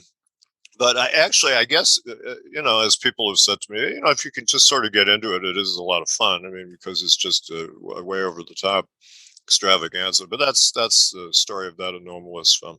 There were all those, contract things as far as who could be in it, who could not be in it, that weird switch of Boris Karloff for Raymond Massey. It sounds like a really kind of fascinating story as far as just the Broadway versus movie rights of it. Yeah, I read an upcoming book. I'll give it a plug. Charles Dennis showed me a book he wrote, and I gave it a blurb. It's called "There's a Body in the Window Seat!" The History of Arsenic and Old Lace, which is a good book. It's all about the making of that play and film, and it goes into the history. And for example, Capra wanted Boris Karloff, who was the star of the Broadway production with the two old ladies. The producers agreed to give him the two old ladies, who were wonderful, but they wanted Karloff, who was, a big name on Broadway. And so Capra had to use Raymond Massey, who's rather good. And they put him in Karloff kind of Frankenstein makeup. That was a compromise. And he has Peter Lorre, who's terrific in the film. But so that was an issue. They were jockeying for power. One thing I noticed, by the way, and this is very telling, in the letters I read all of Capra's papers at Wesleyan. his letters are very revealing. When he writes to playwrights and other literary people, he's very fawning and obsequious and flattering, and like Lindsay and Krauss, because he wanted their work. But when he dealt with screenwriters, professional screenwriters, he was very contemptuous and very belittling, and he would say terrible things to me. One time I was having lunch with Capra and one of his friends in Palm Springs, and the guy said to Capra kind of ingenuously, "Hey, Frank, what do you think of screenwriters?" And Capra smiled. He said, "Fuck the writers," you know. And I put that in an article I did for the Writers Guild magazine, written by about Riskin. I studied Riskin's other work, you know, to try to figure out who is Robert Riskin. It's called Riskin-esque. Philip Dunn, another screenwriter who was a friend of Riskin, said Capra's film should be called Riskin-esque rather than Capra-esque.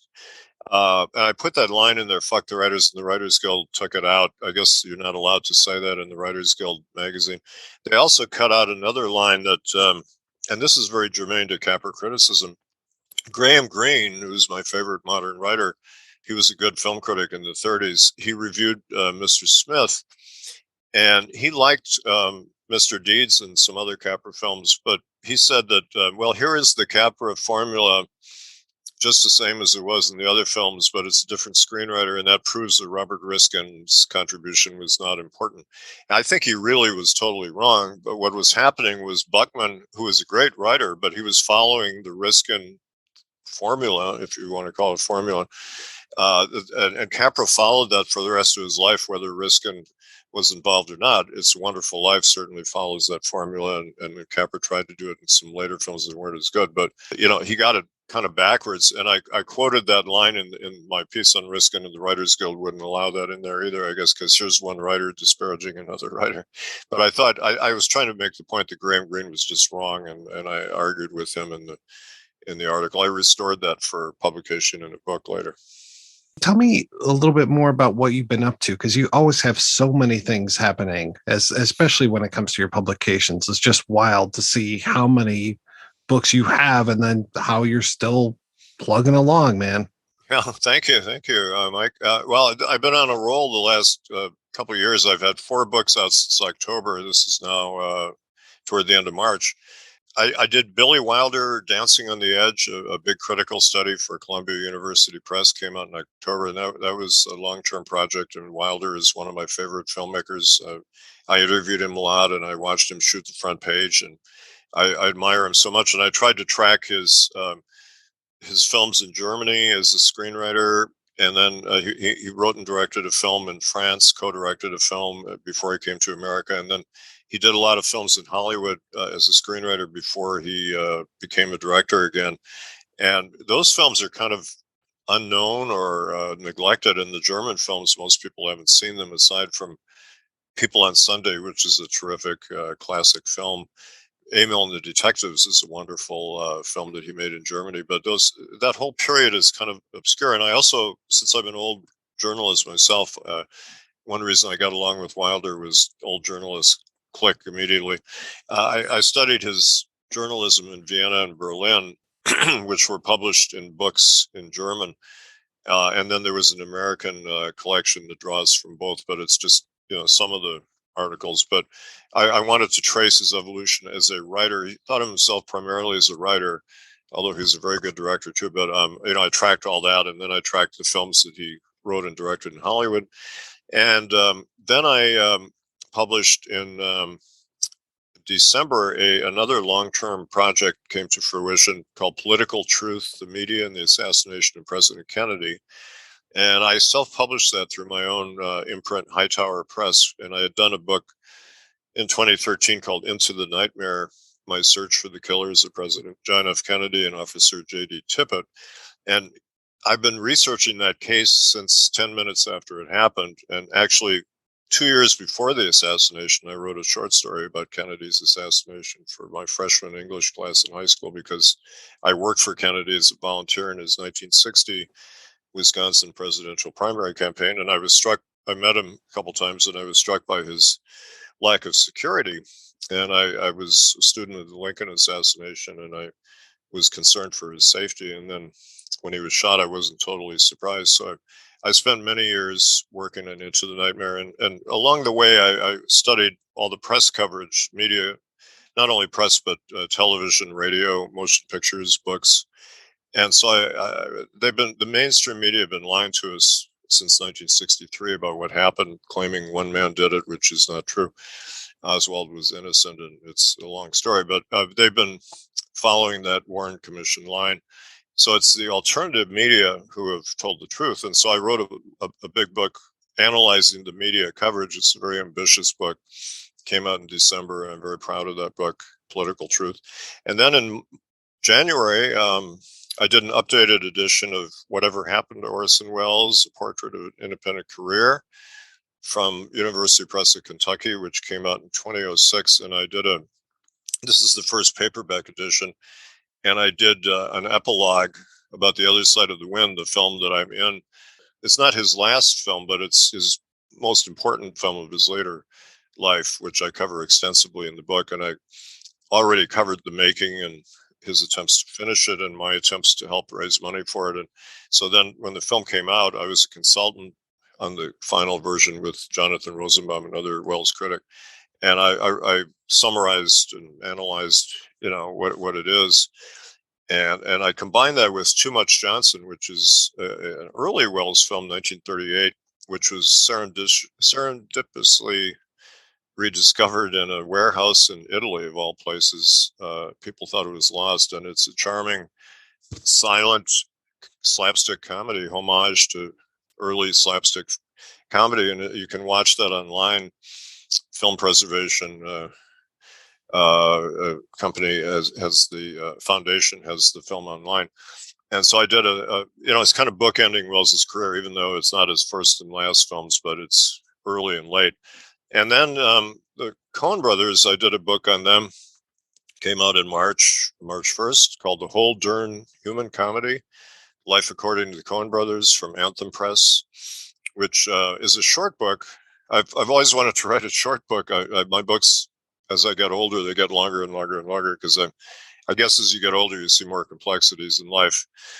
My first few books were relatively short, but I've always kind of thought there are certain short books of criticism I admire, and I wanted to do one. And so the Coen brothers book is about 100 pages long, and it's very pithy, I hope. And, it studies them in a thematic fashion. It doesn't go chronologically. I'm kind of tired of the chronological approach to film writing. And so it actually influenced the writing of the Wilder book. I took a thematic approach to his Hollywood career. So anyway, the Coen brothers book came out too. And so I've got these 4 books out. And at the moment, I'm just taking I don't know if I'm taking a rest, because I'm doing a lot of talking about these books to you and other people. And I'm also teaching full time at San Francisco State. So I'm mulling what I might do next. Professor McBride, thank you so much. It is always so nice talking with you. Thank you, Mike. It's great talking with you. It's always just a delight, and you know so much. It's fun to share ideas. I want to know a little bit about you before we even talk about Arsenic and Old Lace. I mean, you have had such a career. I mean, what would you even consider yourself? Director, writer, actor? You do so much. Well, all of them. I was 7 years old, and I had my tonsils out, and my cousin Cookie gave me this big golden book of Peter Pan, because the Disney animated film had just opened, and I was looking at all these pictures, and then I don't know where I got this idea from, because I don't even think I knew what a theater was, but something in me made me want to take this story and do my own version, and I drafted all the kids in the neighborhood to be actors in it. And the terrible thing is we had no audience, because I had every kid in the neighborhood acting in my backyard, but there were some steps at the back, and I remember there were 2 or 3 kids who weren't in it who watched it. And that was the beginning of my, being a theatrical entrepreneur. It continued on like that, and then I would have been second grade. And then the next year, my mother enrolled me in this school that a woman named Marjorie Purvey ran. And the best students were chosen to appear in this radio show that she did every weekend. So we all aspired, waiting for that Friday. Friday, you got the call. You went down to her class where she had, our own setup there. And then on Sunday, the actual show was at CKY, which was a big radio station in Toronto. And I did that show for about 5 years. And I actually won an award when I was 9 or 10 for playing Little Ben the Alarm Clock. And it just continued on from there. And then I made my professional theater debut at 16 in Arsenic and Old Lace in Summerstock.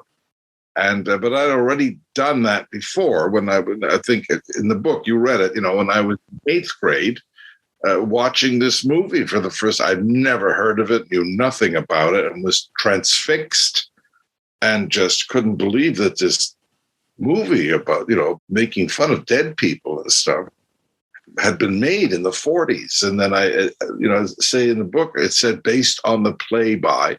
So I went to the library first thing on Monday, got the play, and just, wow, I want to do this.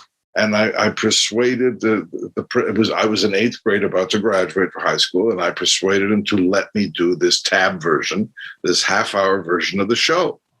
And then, the next year I was in high school, and I'd already starred in the 3 shows every year in elementary school. And they said, well, forget it. Nobody in first year high school ever gets in the play. But the play turned out to be Arsenic and Old Lace, and I played Dr. Einstein. And it's just been this thing in my life, an ongoing. And then when Tony Perkins and I became friends, I discovered that he had the same curse that I did about arsenic. And this is how we bonded originally. This book about Arsenic and Old Lace, this is your first nonfiction book, is that right? It is. My writing career began as a teenager, working for the Toronto Telegram, doing reviews, theater and film reviews. They didn't run my picture because if people found out how young I was, they would have been upset. They did get a letter saying that old man Dennis is so mean.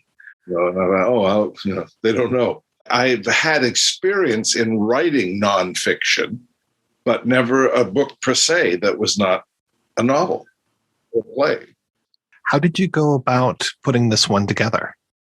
Well, I knew it would have this personal angle to make it, as it does, and the fact, as I say in the intro, the number of people when I was a teenage journalist whom I met who had some connection with either the original production or the movie. It's just, I think probably this and Maybe You Can't Take It With You are the 2 most popular plays that amateur theater groups, do. They're perfect because, when you've got either a high school or an amateur group, everybody wants to be in a play. And it's hard when most plays say are 2 or 3 characters, something like Arsenic that has, 13 roles. Not a lot for women, but it's a very, very, it's in everyone's DNA. It's very rare to encounter somebody over the age of 10, who doesn't have some relationship to Arsenic and Old Lace. I have to tell you, I loved the book. It was fascinating. It read so fast. I just gobbled it up. I just loved especially how you took it apart historically and really told that story of, the original serial killer, Kesserling, especially when you were talking about Kesserling's early version of the play before it became what we know it. What a revelation. When I got those papers sent to me from the University of Wisconsin and read this thing, and it was so awful, but, as Dorothy Stickney told her husband, Howard Lindsay, there's something in there. It's not very good, but there's some very funny stuff. But he just got in his own way all the time. And these guys, they said, hey, you can have your name on it, but we'll do it now, and the great revelation that, as I say, I don't think it's ever appeared anywhere.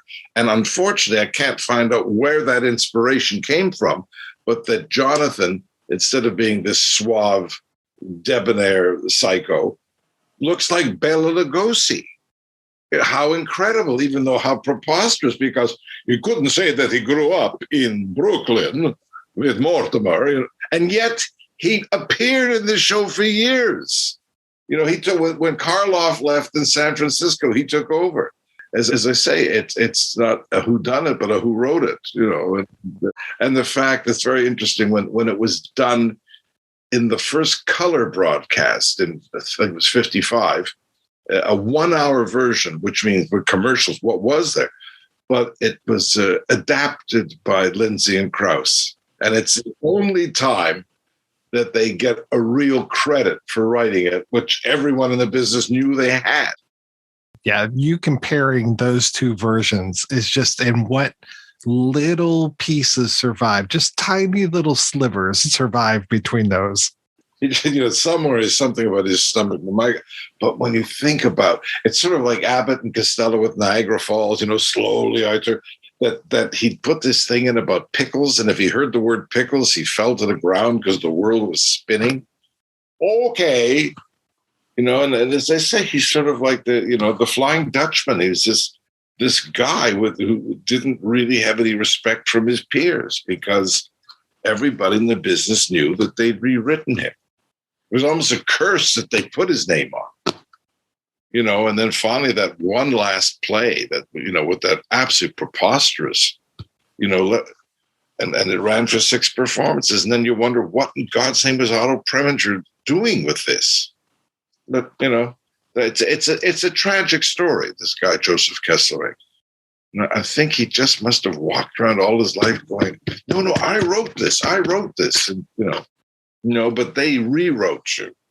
I mean, that John before Teddy was the Teddy character, that he was Willie with the walking around a little nightshirt with his butt hanging out, and I mean that, you know, the racist humor that I didn't even quote because it was just so, you know, I went whoa, because I don't know of any plays around that time anyhow that had that kind of stuff, but he was a very strange man. He clearly went to Connecticut, found the prosecutor, got all the stuff about Sister Amy, and then erased it all. No. This was if my grandmother, my wonderful grandmother, had been evil, she could have been the no. How long is it between when the play premieres and when they actually start to shoot the movie version of it? It was within that year, if I'm not mistaken.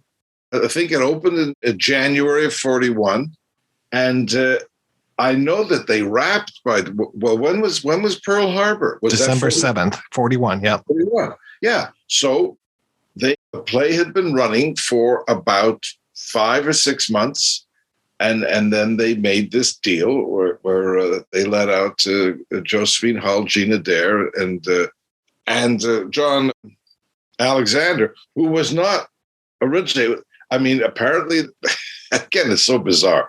He wanted Andy Devine. Capra wanted Andy Devine to play Teddy, which, again, you know, he doesn't sound like he's from Brooklyn. You know, I mean, the one consistent thing in that show is that they're very proper, you know, sort of mid-Atlantic, you know, Josephine Hull, Gina Dare, they have an almost English accent. Karloff had the English accent. Teddy had a very proper, you know.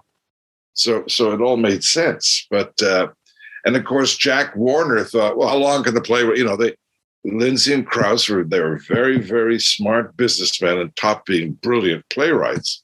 And they said, no, you can't release the movie till the play closes. Fine. You know, how long is it going to run? You know, a comedy on Broadway, maybe a year, you know, great. No, this thing is the longest running comedy in the history, you know, ran for 3.5 years. And of course, the movie got clobbered as far as the Oscars, which is tragic because it wasn't released the year it was made, you know. Although I'm sure there must have been some other films. No, I can't think of anything that was delayed for that long. I mean, Howard Hughes did a picture called Jet Pilot with John Wayne. And he kept reshooting it because he was fast. You know, he loved planes and the jets. There was always more news. And it was 7 years from when he started shooting it until he released it. So tricky anyhow. But yeah, that's it. You know, there were no Oscar nominations for it because it was too late. It had been on the shelf. Is it true that Cary Grant didn't like his own performance? apparently. But as I say, again, I don't see any difference between his performance in Arsenic and Old Lace and his performance in Bringing Up Baby. You know, all those noises that he said, he hated that. Well, he did them before. As a matter of fact, you can trace those noises through many movies with Cary Grant. I find it strange that before that, the Cary Grant was not the first choice. You know, that both Jack Benny and Bob Hope had work conflicts, and couldn't do it. But I just don't think it would have, Jack Benny would not have been right. And Bob Hope had already done those haunted house things. You know, he'd done Cat and the Canary and Ghostbusters. And he wasn't an actor. You know, he's when you watch all those things, he's sort of this very funny stand-up comic, you know, but you know, he was not an actor. Mm-hmm. For me, my favorite part of the movie has to be Peter Lorre, just because I love him so much. Again, he would have, how tragic this man was. Never, I don't think he ever won any awards or was never nominated. But I mean, Dr. Einstein should have been nominated if it was eligible for Best Supporting Actor. I mean, he's a tricky guy, Peter Lorre. I mean, he, persuading Capra, it would be very good, like we did at UFA, if you could put the camera a shadow of Ray, and I'm sitting drinking. Yeah, so I mean, you don't see Raymond Massey in that scene because Peter Lorre has managed to steal the whole scene. And these improvs, you know, both of them, you know, it's hilarious, you know, and especially Cary Grant. Would you stop underplaying? And it's there on screen forever. It's not a line in the movie. Well, that thing about the cat being in on it too. He was very funny man. You know, it may not be his favorite, and he may have hated it, but my God, people love him. What were some of the biggest challenges writing this book? I don't think there weren't any real challenges, just regrets that you know, I'd had access to these different people, but you know, I didn't know I was going to eventually write a book. But I mean, my God, there I was with Capra. You know, at this, we were on this panel together at the second Toronto Film Festival, and then we had lunch together, and I'm asking about all sorts of other things, and in between going, I got to go to the bathroom. Come on, Frank, you know, and I kept taking him to the bathroom, and we never talked about that. And I mean, you know, having lunch with Edward Everett Horton, but there were other things, other films that, you know, because, you know, it's not his most famous role by any means, but I mean, he's wonderful in it, but he's wonderful in everything, you know, and all those, you know, and as I say in the book, that marvelous sequence when the Chester Clute is the doctor who they have to get him to sign the papers, and Teddy gets to leave the house. And, you know, I'm thinking, my God, here's John Alexander. No, he'd only done the part, you know, for 5 or 6 months by that time. But there he is suddenly leaving that set and going out into the cemetery, you know, and doing scenes. And of course, the Epsteins, you know, they were so smart, and you know, they mastered this thing of opening up plays without destroying the theatrical aspect. I mean, their adaptation of A Man Who Came to Dinner and you know, a bunch of others, but this one really is a gem. And again, they would have been nominated for Best Adaptation if the film had not been delayed in distribution. And Max Steiner's score, I mean, you know. Oh, yeah, I love that. And that it plays on so many familiar themes as well, with that whole There Is a Happy Place. Yeah, which I didn't realize was obscure. I know it so well, I guess, because of the movie. But you know, they were after, you know, that producers, you know, the code, you know, it was so difficult to get any kind of innuendo. The things that did slip by are amazing. That's why, you know, the improvs, you know, if they'd been there in the script, who knows, someone was, you can't say that. You know, you say it on the spot, you know, it's done.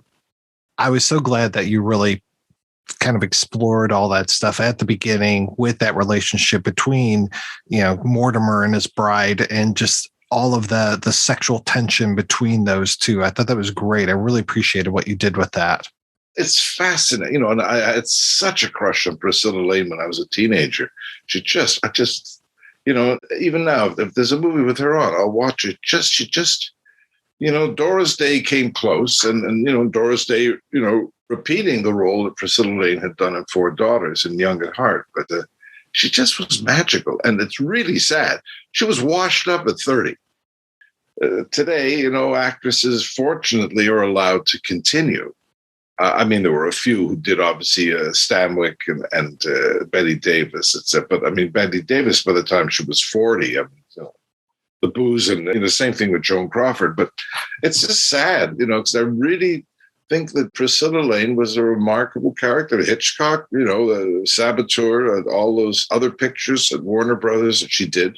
And she's totally unknown. I remember, watching all, when I was a kid, this whole batch of Warner Brothers movies had been released to television. So I would just sit there and I'm aware of this whole Warner Brothers stable of the repertory company.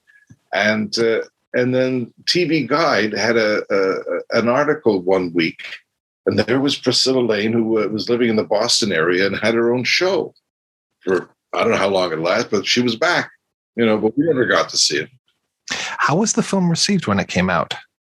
It was a huge hit. It's interesting. Some of those Warner Brothers movies were seen much earlier by the armed forces.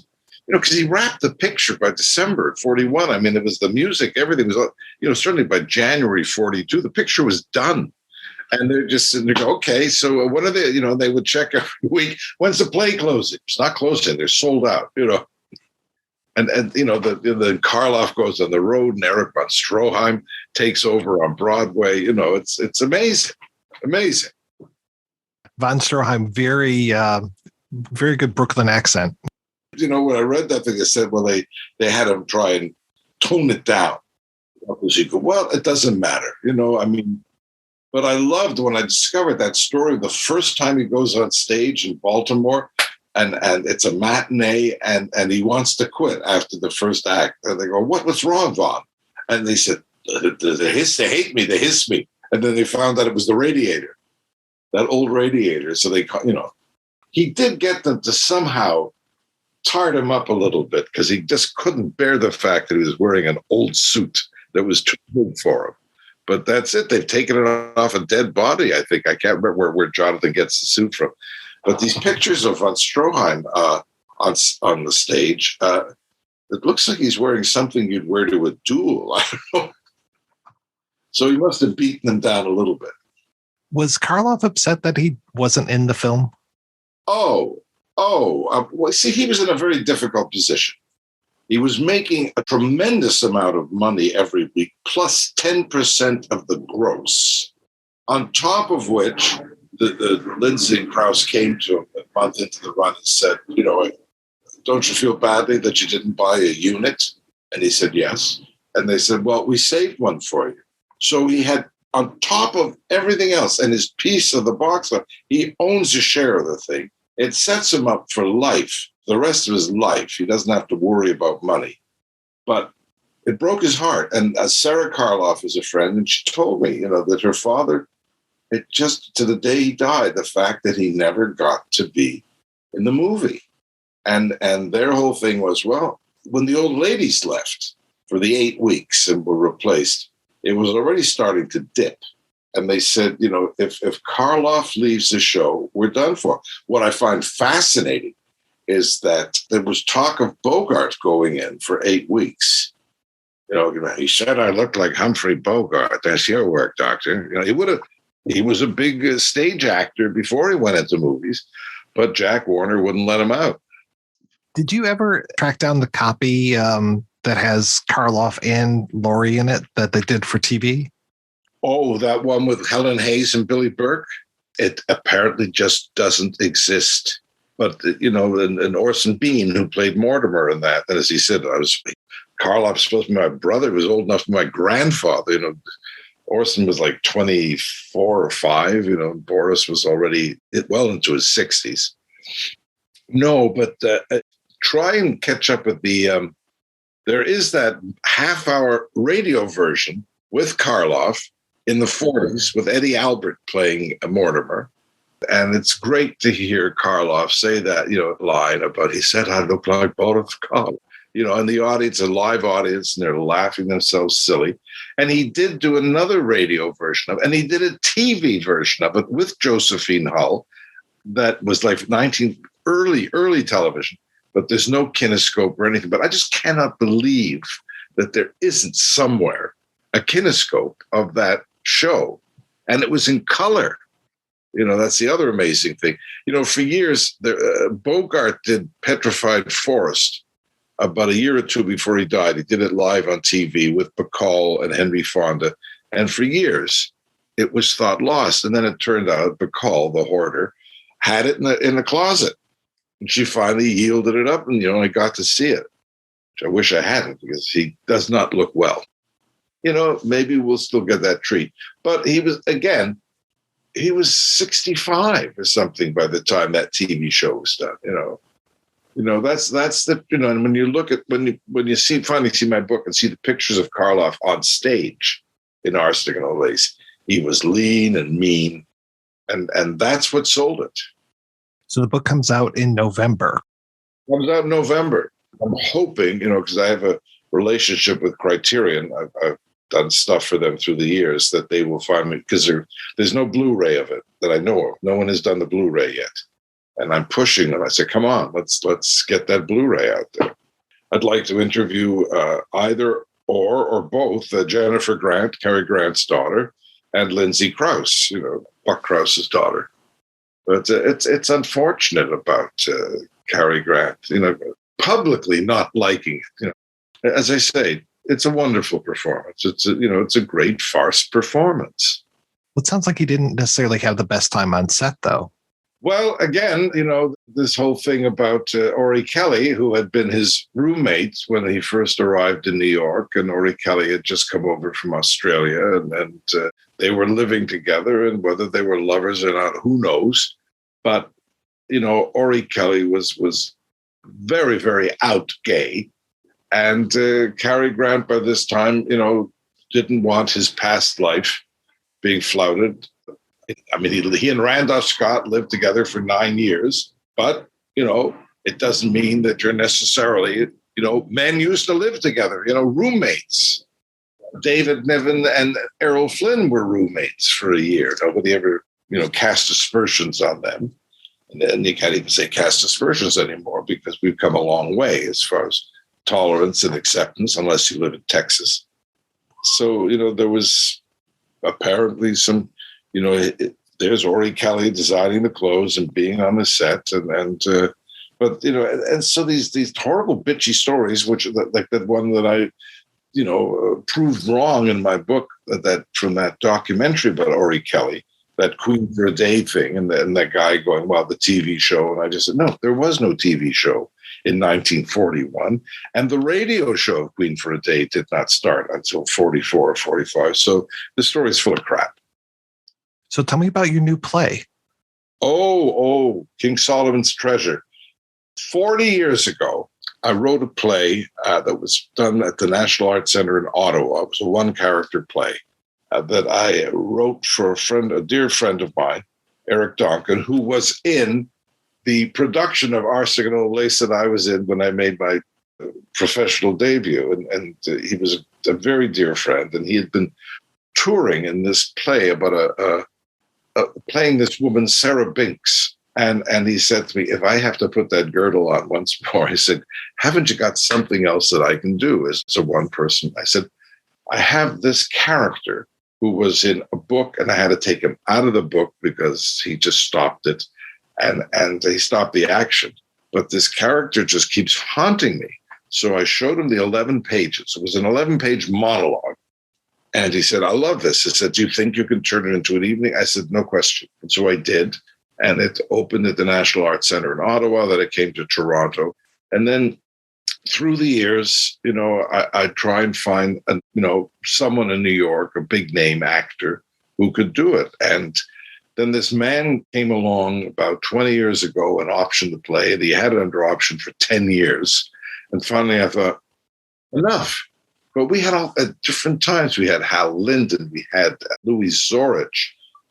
Mark Rydell did 2 readings of it at the Actors Studio here. He was marvelous in it. And then it was finally done the version that was done 6 years ago, there was an unseen character called Miss Carmichael, who Franz Altman, this 90-year-old Auschwitz Holocaust survivor, is being interviewed about his life because he has this shop in New York and the developers have bought up everything around him, but they can't get him out. And he's become a cause celeb, and Morley Safer interviewed him on 60 Minutes. And now Miss Carmichael has come from People magazine, but we never saw her. And by the time the 51st person said, Charles, why don't we see Miss Carmichael? I said, all right, I guess she's, it's going to be a different play. And it is, and it's a better play. And it's now called King Solomon's Treasure, which is the name of the shop that Franz Altman inherits from his girlfriend's late husband. And it's people just love it. And I'm hoping our run ends in the middle of May, but then there's this thing called the Hollywood Fringe Festival, which I hadn't heard of, to my shame. And because I had done a play at the Edinburgh Fringe about 30 years ago, and I thought, well, maybe we'll go to the Edinburgh. And I thought, no, I don't have to go that far. I can just do it here. So I'm in the process of finding a theater and seeing if we can get in there in June. The play will have legs. Mr. Dennis, thank you so much for your time. This has been terrific. Thank you. Thank you. And maybe, come back in November when the book's out.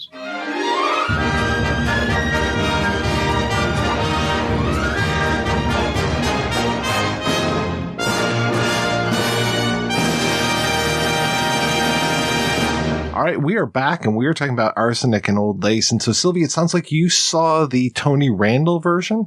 Yes, that was the original that I had seen back in high school when we were going to do the play. We all got together, and we were like, oh, yeah, we can see this version. And we saw it, and I just thought it kind of dragged. And even though I was a fan of Tony Randall from the TV show he was in, it still kind of dragged. It was just kind of, oh, okay, yeah, two ladies killing, let's keep it rolling.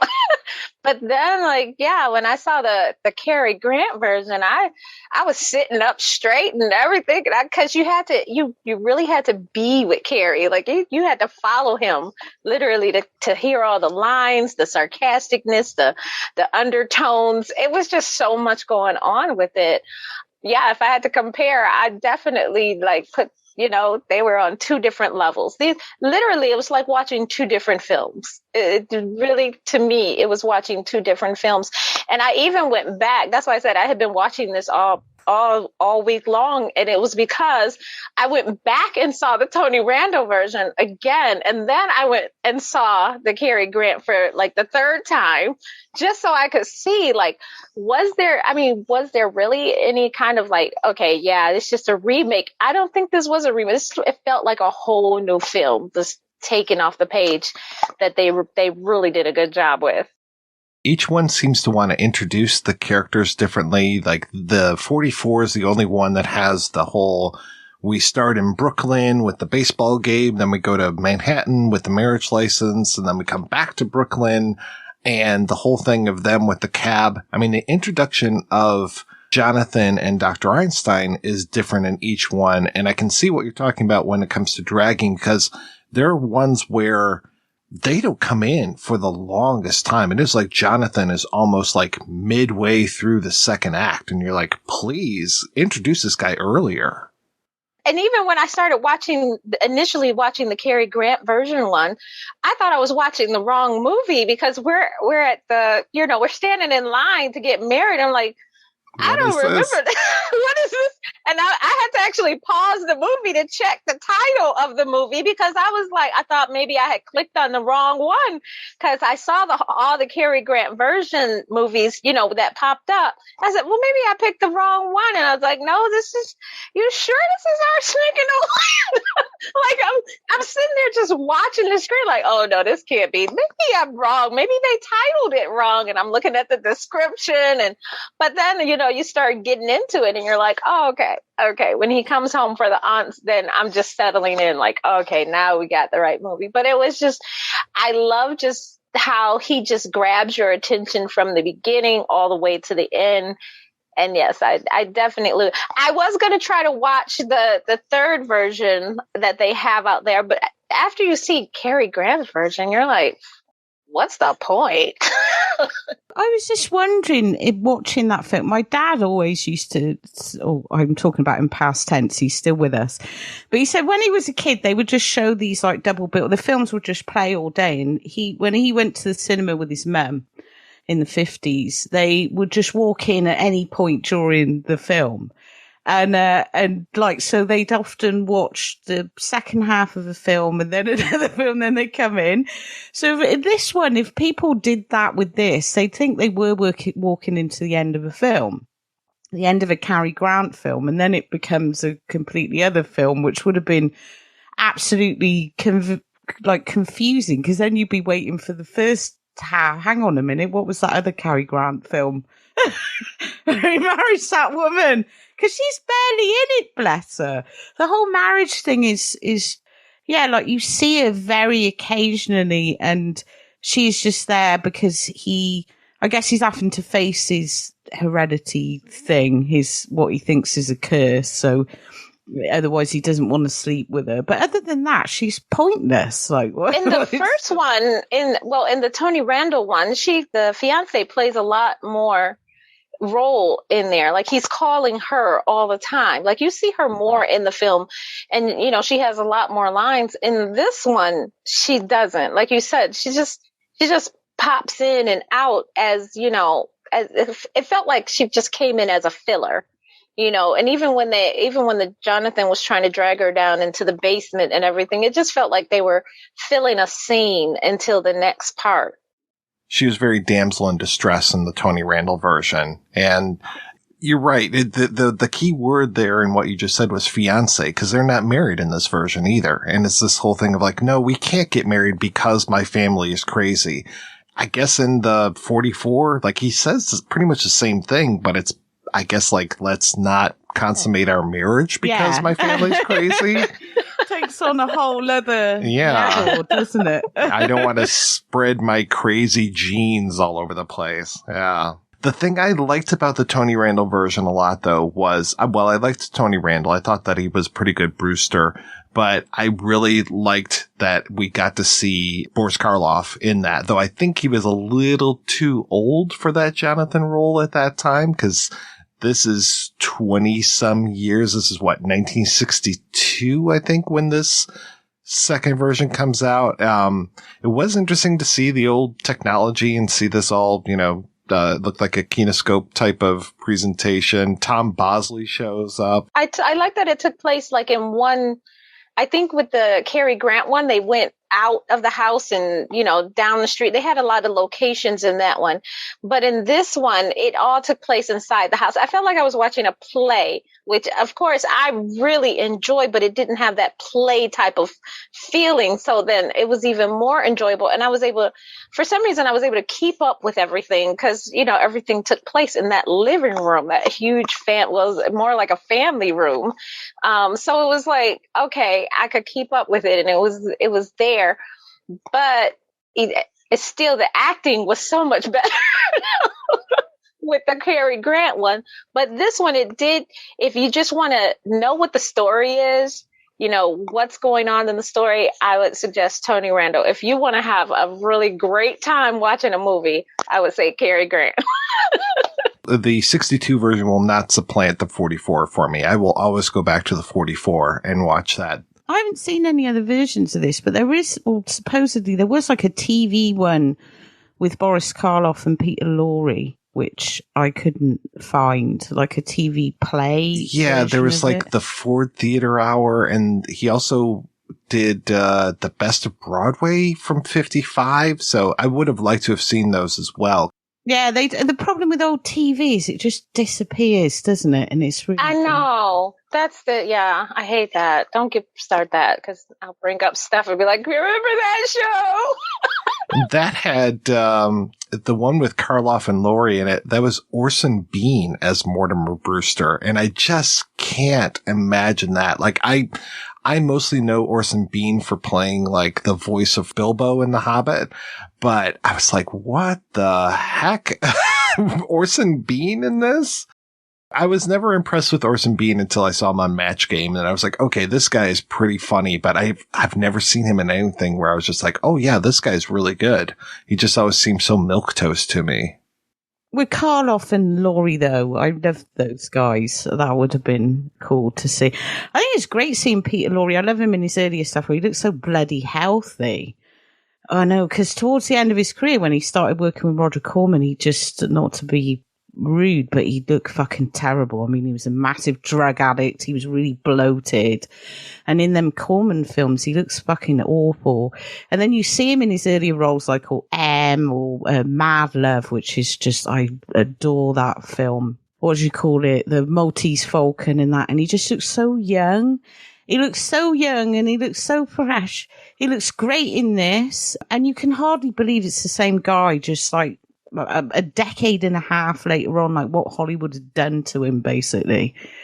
Where he just looked terrible, not to be hot, because he was always great. Anyway, even when he was like not at his best, he was always great as an actor.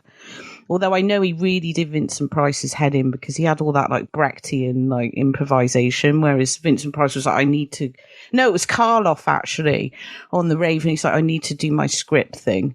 Whereas he was like more into like, came out like experimental Berlin theatre. And then he ends up in Hollywood as like the foreign guy.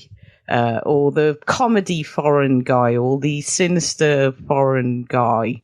And in this he is, but he looks so great as well. He just looks so healthy. It's kind of sad. I thought of that because I was just imagining him with Karloff later on, when both of them were like, Karloff was a lot older than him. But those later performances, you know, you'd think they just look terrible. Karloff kept going till he was like chair-bound, wasn't he? Like in his latest roles, he's like just in a wheelchair, like he can barely talk, and he kept going. But that sort of latter point where you get him, Vincent Price and Karloff kind of around, or doing like the horror comedy thing, or very camp horror, and they just look fucking awful.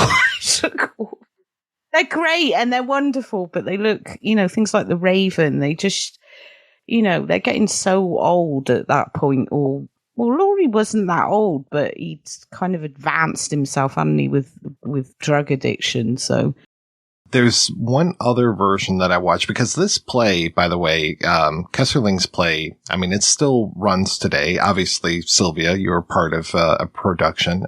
It has been made for TV movies. Like if you look up Kesserling's credits, there are 22 versions of this that are out there. He also wrote a play that was made into a movie called Aggie Appleby, Maker of Men. That's the only other type of credit that he has, other than maybe a Alfred Hitchcock Presents. Otherwise, it's all just Arsenic and Old Lace. Once he got that, he probably ended up hating it. Probably, like, I think he was pretty proud of it. Actually, I think he was one of those where it's just like, I'm the guy that did this. Even though, if you look into this more, and I think our interview with Charles Dennis will kind of prove this out. Kesserling was like the original guy, but the two guys that actually produced the Broadway play were the ones who rewrote it into what we know as Arsenic and Old Lace. Yeah, there were a lot of bad ideas that he had that Really? they helped save him from. Yeah. But there was one other version that is out there and available to watch, which was from 1969, and that was also made for TV, and that had Bob Crane as Mortimer Brewster, which was unusual to see him. But I have to say, Helen Hayes and Lillian Gish are the sisters, which is great.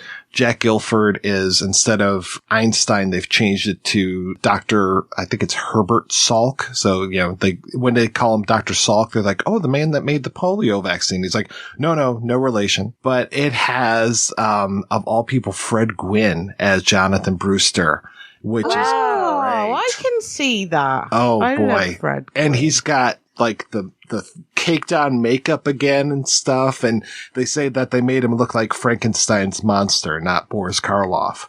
It's great. And, you know, Fred Gwynne is fucking hilarious. So there are moments where he actually will crack jokes as Jonathan, and he does that kind of like open mouth laugh that he would do as Herman Munster. Oh, it's so good. I really like him. I'm going to have to watch. I love Fred Gwynne. I love him as Herman because he is, like you said, he's hilarious. He's absolutely hilarious. That would have. I probably would look that up and watch it with it just to see it. It's so good. And then Bob Dishy plays the main cop, the one who's trying to explain to Mortimer the play that he wants to do. And what's great is rather than them knocking Jonathan on the head and then that whole, like, I wish I could rest that well, it is poor Mortimer is still tied up, and Bob Dishy as this cop is just laying out all of these play ideas to him, so much so that Dr. Salk and Jonathan fall asleep. And that's when the other cops come in. And when they go, oh yeah, we found him. And Jonathan thinks that they mean him. It's like, it turns into this whole thing. And that's one of the things I didn't talk about the 1944 version that I love is when they have that huge fight with Jonathan that we don't see the fight, that we're just seeing the reactions, or when you mentioned Jonathan with the telephone. Right. That was so hilarious. Follow Cary Grant. We don't care about that action scene. It's kind of like what's happening behind the tree. And I thought that was really quite well put together because I didn't even want to see the fight scene. I just wanted to see Cary's reaction to it. Just like watching him sitting on the stairs having a nervous breakdown was more entertaining than anything. I love the fact they got these weird jibes to Hollywood in it though, like the whole idea of the cop who just carries around his play ideas because everyone wants their chance, and it kind of does that, and his references to like the Hollywood face, and the director of the Crazy House comes and he has a play too. I was like, wait a minute. And they're like, oh, hang on a minute, you're a drama critic. Can I tell you my play? Everyone carries around their play. But it's one of those things that still works because people are still like that. So it's still, it feels really modern, this idea of people just waiting in these other jobs, waiting to get discovered. What I loved about this entire movie is that you could have taken this whole movie and, modernized the film photography on it and then put it into a movie theater. And I think people would have just enjoyed this movie. People would now just enjoy this movie as it is. And that's what I was like so entertaining. It's like I could literally, and I know for a fact, like if my kids would sit down and watch it, and they're millennials and they're like, oh, this is stupid. But my daughter, she saw me watching it and she actually sat down and she was like, this is kind of good. She was like, what is that? She kept asking, like, what is this? When was this? Because at that time I was watching the colored version of it. They had colored it. So I was like, well, that one. And then she was like interested. She was like, she couldn't believe how interesting it was. And that's what I was like they could have modernized the film, put it in the movie theater, and the writing would still be just as good to watch now than anything else. I introduced my son to It's a Wonderful Life 2 Christmases ago, and he just sat there the whole time, like he was spellbound. And when he was like, whoa, like I think that's the best film I've ever seen. And he was like, the people were real in it. Like, the people were real. Like, I was just like, and he absolutely loves it. And he's not one of those kids who will, like, reject old films, but that one really kind of, and then he's like, he wants to see all the James Stewart films, and, it's like, is there more like this? But American comedy now, like mainstream comedy, is fucking awful, and I just don't understand how America lost its way. Because if you look at the older stuff, or even through the 60s, it's like world-class comedy, and I say that as a Brit. We always were great at comedy TV. We suck at comedy film. Like, there are barely any good British comedy films. Like, Withnail and I is one of the few. But generally, like, our comedy films are always offshoots of these sitcoms that never worked on screen. Or Carry On, which I love, but no one outside of Britain who wasn't force-fed them understands why we have this weird affection for them. And America, you watch a film like this and you think, God, it still feels so fresh and funny and relatable. Like, how the hell did somewhere after American Pie, something happened? And then you just get like Paul Blart Mall Cop, which is a running joke. You with can't my count kids. that. You cannot count that movie. Yeah, he's always like, he always trolls me by, we watch a film twice a week and I'll sit down and go, we're going to watch the Mall Cop film, like every time just to see my reaction. Because I'm just like, no, we're not. But it's like, where did they lose it? I think they should bring this back. Have like some renaissance. This is when America were like top of the world in comedy. It was funny. It was modern. It was satirical. It was relatable. And, you could sit through, this is a 2-hour film, and It's a Wonderful Life. How long is that? That's a long film, but you can actually sit through it. And you feel like it's an hour, like it just nothing is wasted. Yeah. Whereas nowadays, you sit through like an hour and a half with one of those and you're just like, oh my God, how much more of this do I have to endure? This is making me feel ill. Like, this is not funny. I don't understand how America got so lost with comedy, and there's not really been anything to replace it. It all seems to be again in TV now, like Curb Your Enthusiasm, and I love South Park. I love Team America. I'll give you Team America. But outside of that, I know. But outside of that, these just hideous. I kind of tuned out a bit. These hundreds of films with people like Rebel Wilson in them, or these. Oh, I'm going on a stag night to Las Vegas, and here's a load of terrible bad taste jokes. All the Bridesmaids came close. God, no, please, no. Really? I think Bridesmaids came real close because I did enjoy it. I hadn't seen something really funny in a long time, and when I saw that, I was like, okay, I do enjoy this one. They did hit like some of the marks in that one, I have to say. I think that might be the only Paul Feig comedy that I enjoy, because the rest of the time he has no control over himself. The rest of it is just that, let's just have as many funny lines as we can and keep them all and not actually edit or use a script. You guys really need a script for your comedy, I'm sorry to tell you. I wonder if it was like the European influence maybe then. That old Lubitsch sort of Billy Wilder influence, like all the immigrants coming in and all the people that were working behind the scenes, but it used to be a lot more sophisticated, I think. Even something like Arsenic and Old Lace, which is fairly simple. It's also multi-layered. It's sophisticated. The timing on each line, the physicality, nothing is overplayed. It's quite understated, actually. And it's like, you just don't see that anymore. It makes me really sad because I love comedy, but I find it so hard to find new comedies now. And it's been like that, like decade after decade post 2000s. It's like, where are the great comedies now? Where are they? There's been some great comedy horrors, but not straight up comedies. And it's something I think we're missing now. We are really missing, and America needs to find a new Cary Grant. Where is the new Cary Grant? Yeah, I do have to say that this is a great gateway drug for people. If you're just like, I don't like old movies and I don't think they're funny. I mean, you cannot deny how funny Arsenic and Old Lace is. Yes, definitely. And then it's still so funny in 2022. I mean, all of this rings true, and there's nothing that you're just like, well, this is out of date, and this doesn't ring true anymore. These family dynamics, I mean, it's a universal theme, and that's why I think this has also been translated into so many different countries, is because these things play. It carries over very well. It literally carries over very well. If you want to see the sinister version, there's a Spanish film from the 70s called Candle for the Devil, where you've got two old biddies who run a boarding house in Spain, and they want to kill all the young blasphemous women that come over and sunbathe nude.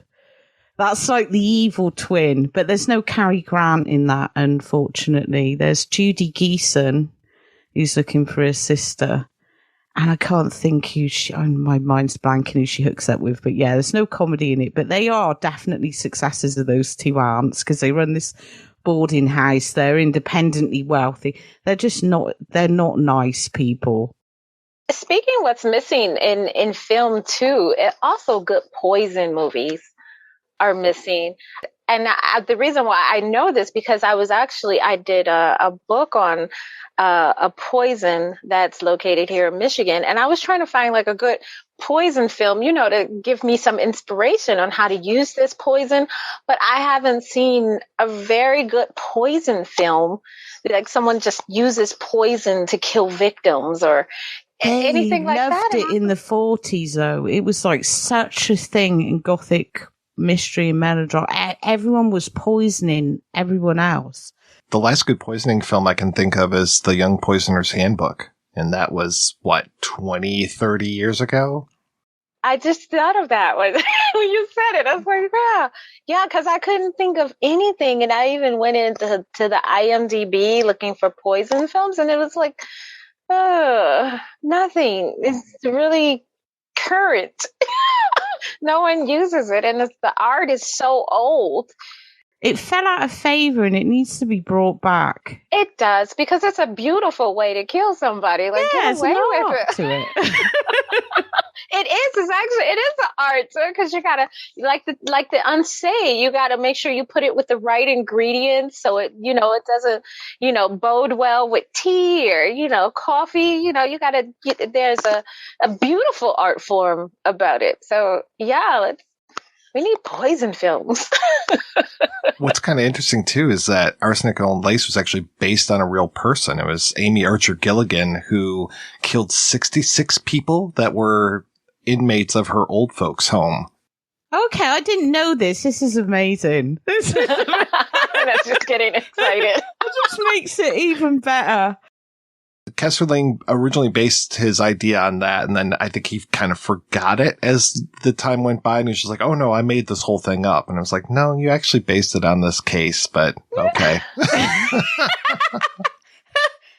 I need to look into that now. This is amazing. Kessler Lane's an interesting guy. I have to recommend the book on Arsenic and Old Lace when that comes out. I think it's November of 2022. It is fantastic.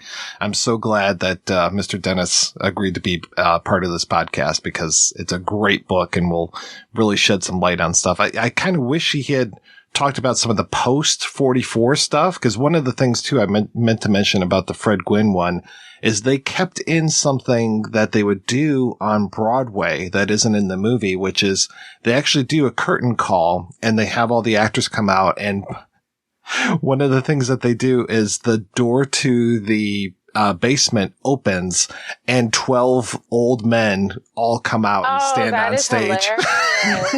That is hilarious.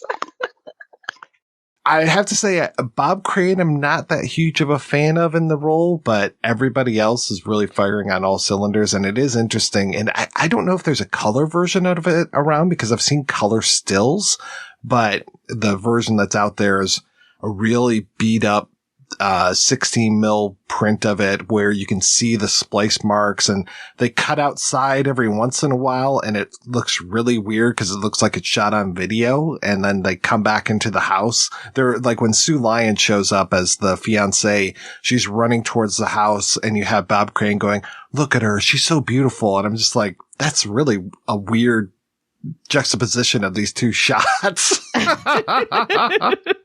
But it's worth it for the price of admission just to see Fred Gwynne as Jonathan.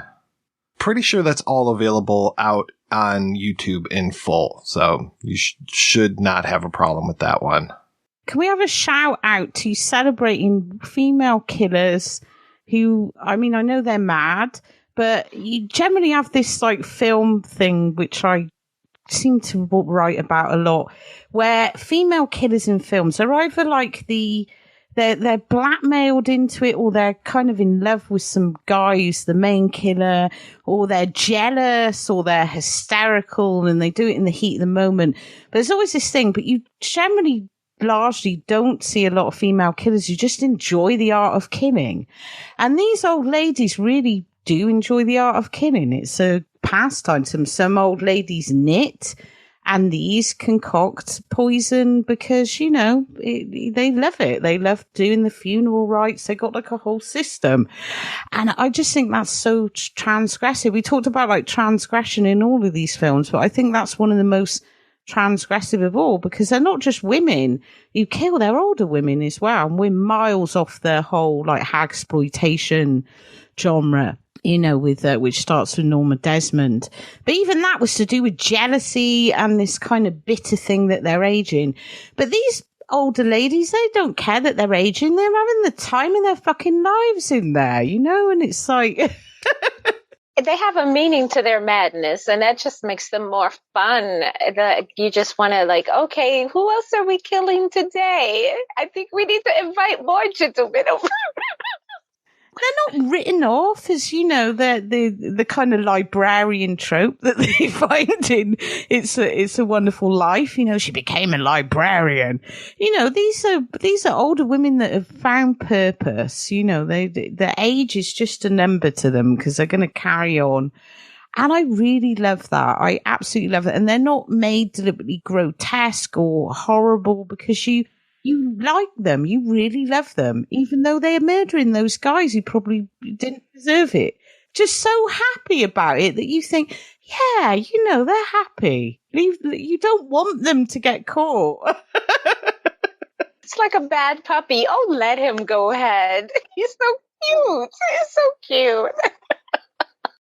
All right, we're going to take another break and play a preview for next week's show.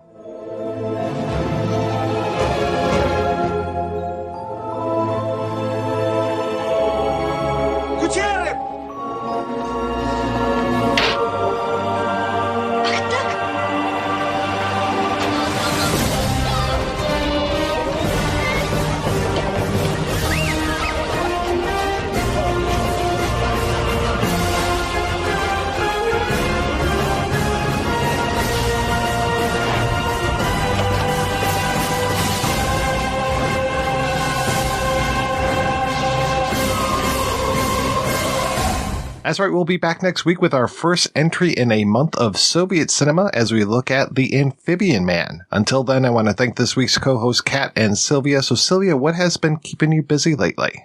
I've been actually doing a work in progress live for my readers. I have like an intrigue, suspense, romance going on Amazon Kindle Vella, which is like a new episodic platform where readers can come and read while I write. So it's really quite cool as they try to figure out the mystery of who did what and are they really going to get a happily ever after. So it's been keeping me busy and on my toes because some of the readers are really smart and they try to figure out my red herrings. And then the other readers are like, why are they doing this? So it's kind of really fun. Keeping them like I have to keep a chapter ahead. Like, oh my God, I can't figure this one out.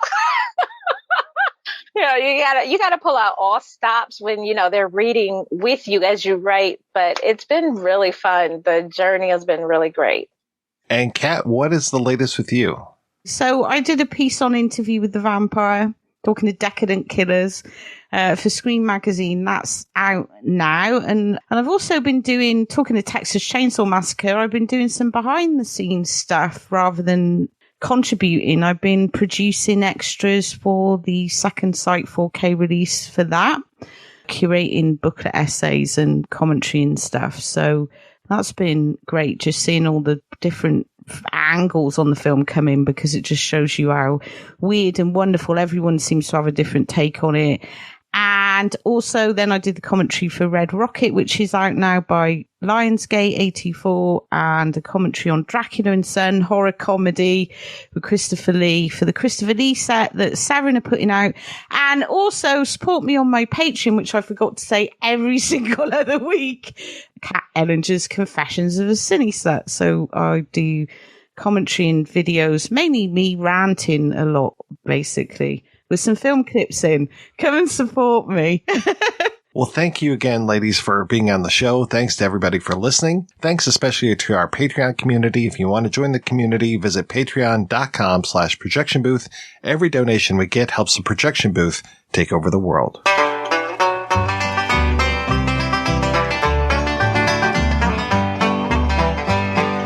Hey!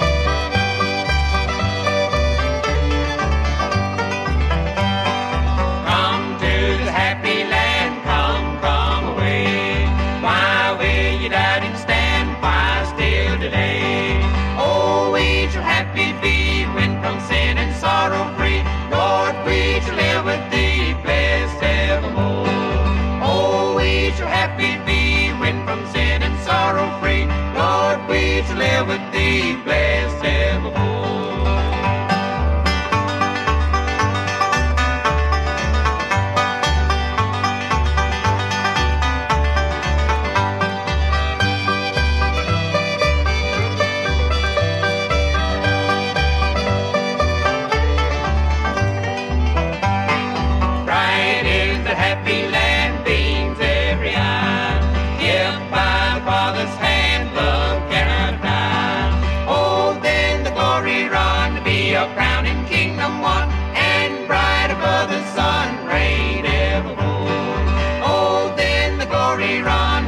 Crowning kingdom one, and bright above the sun, reign.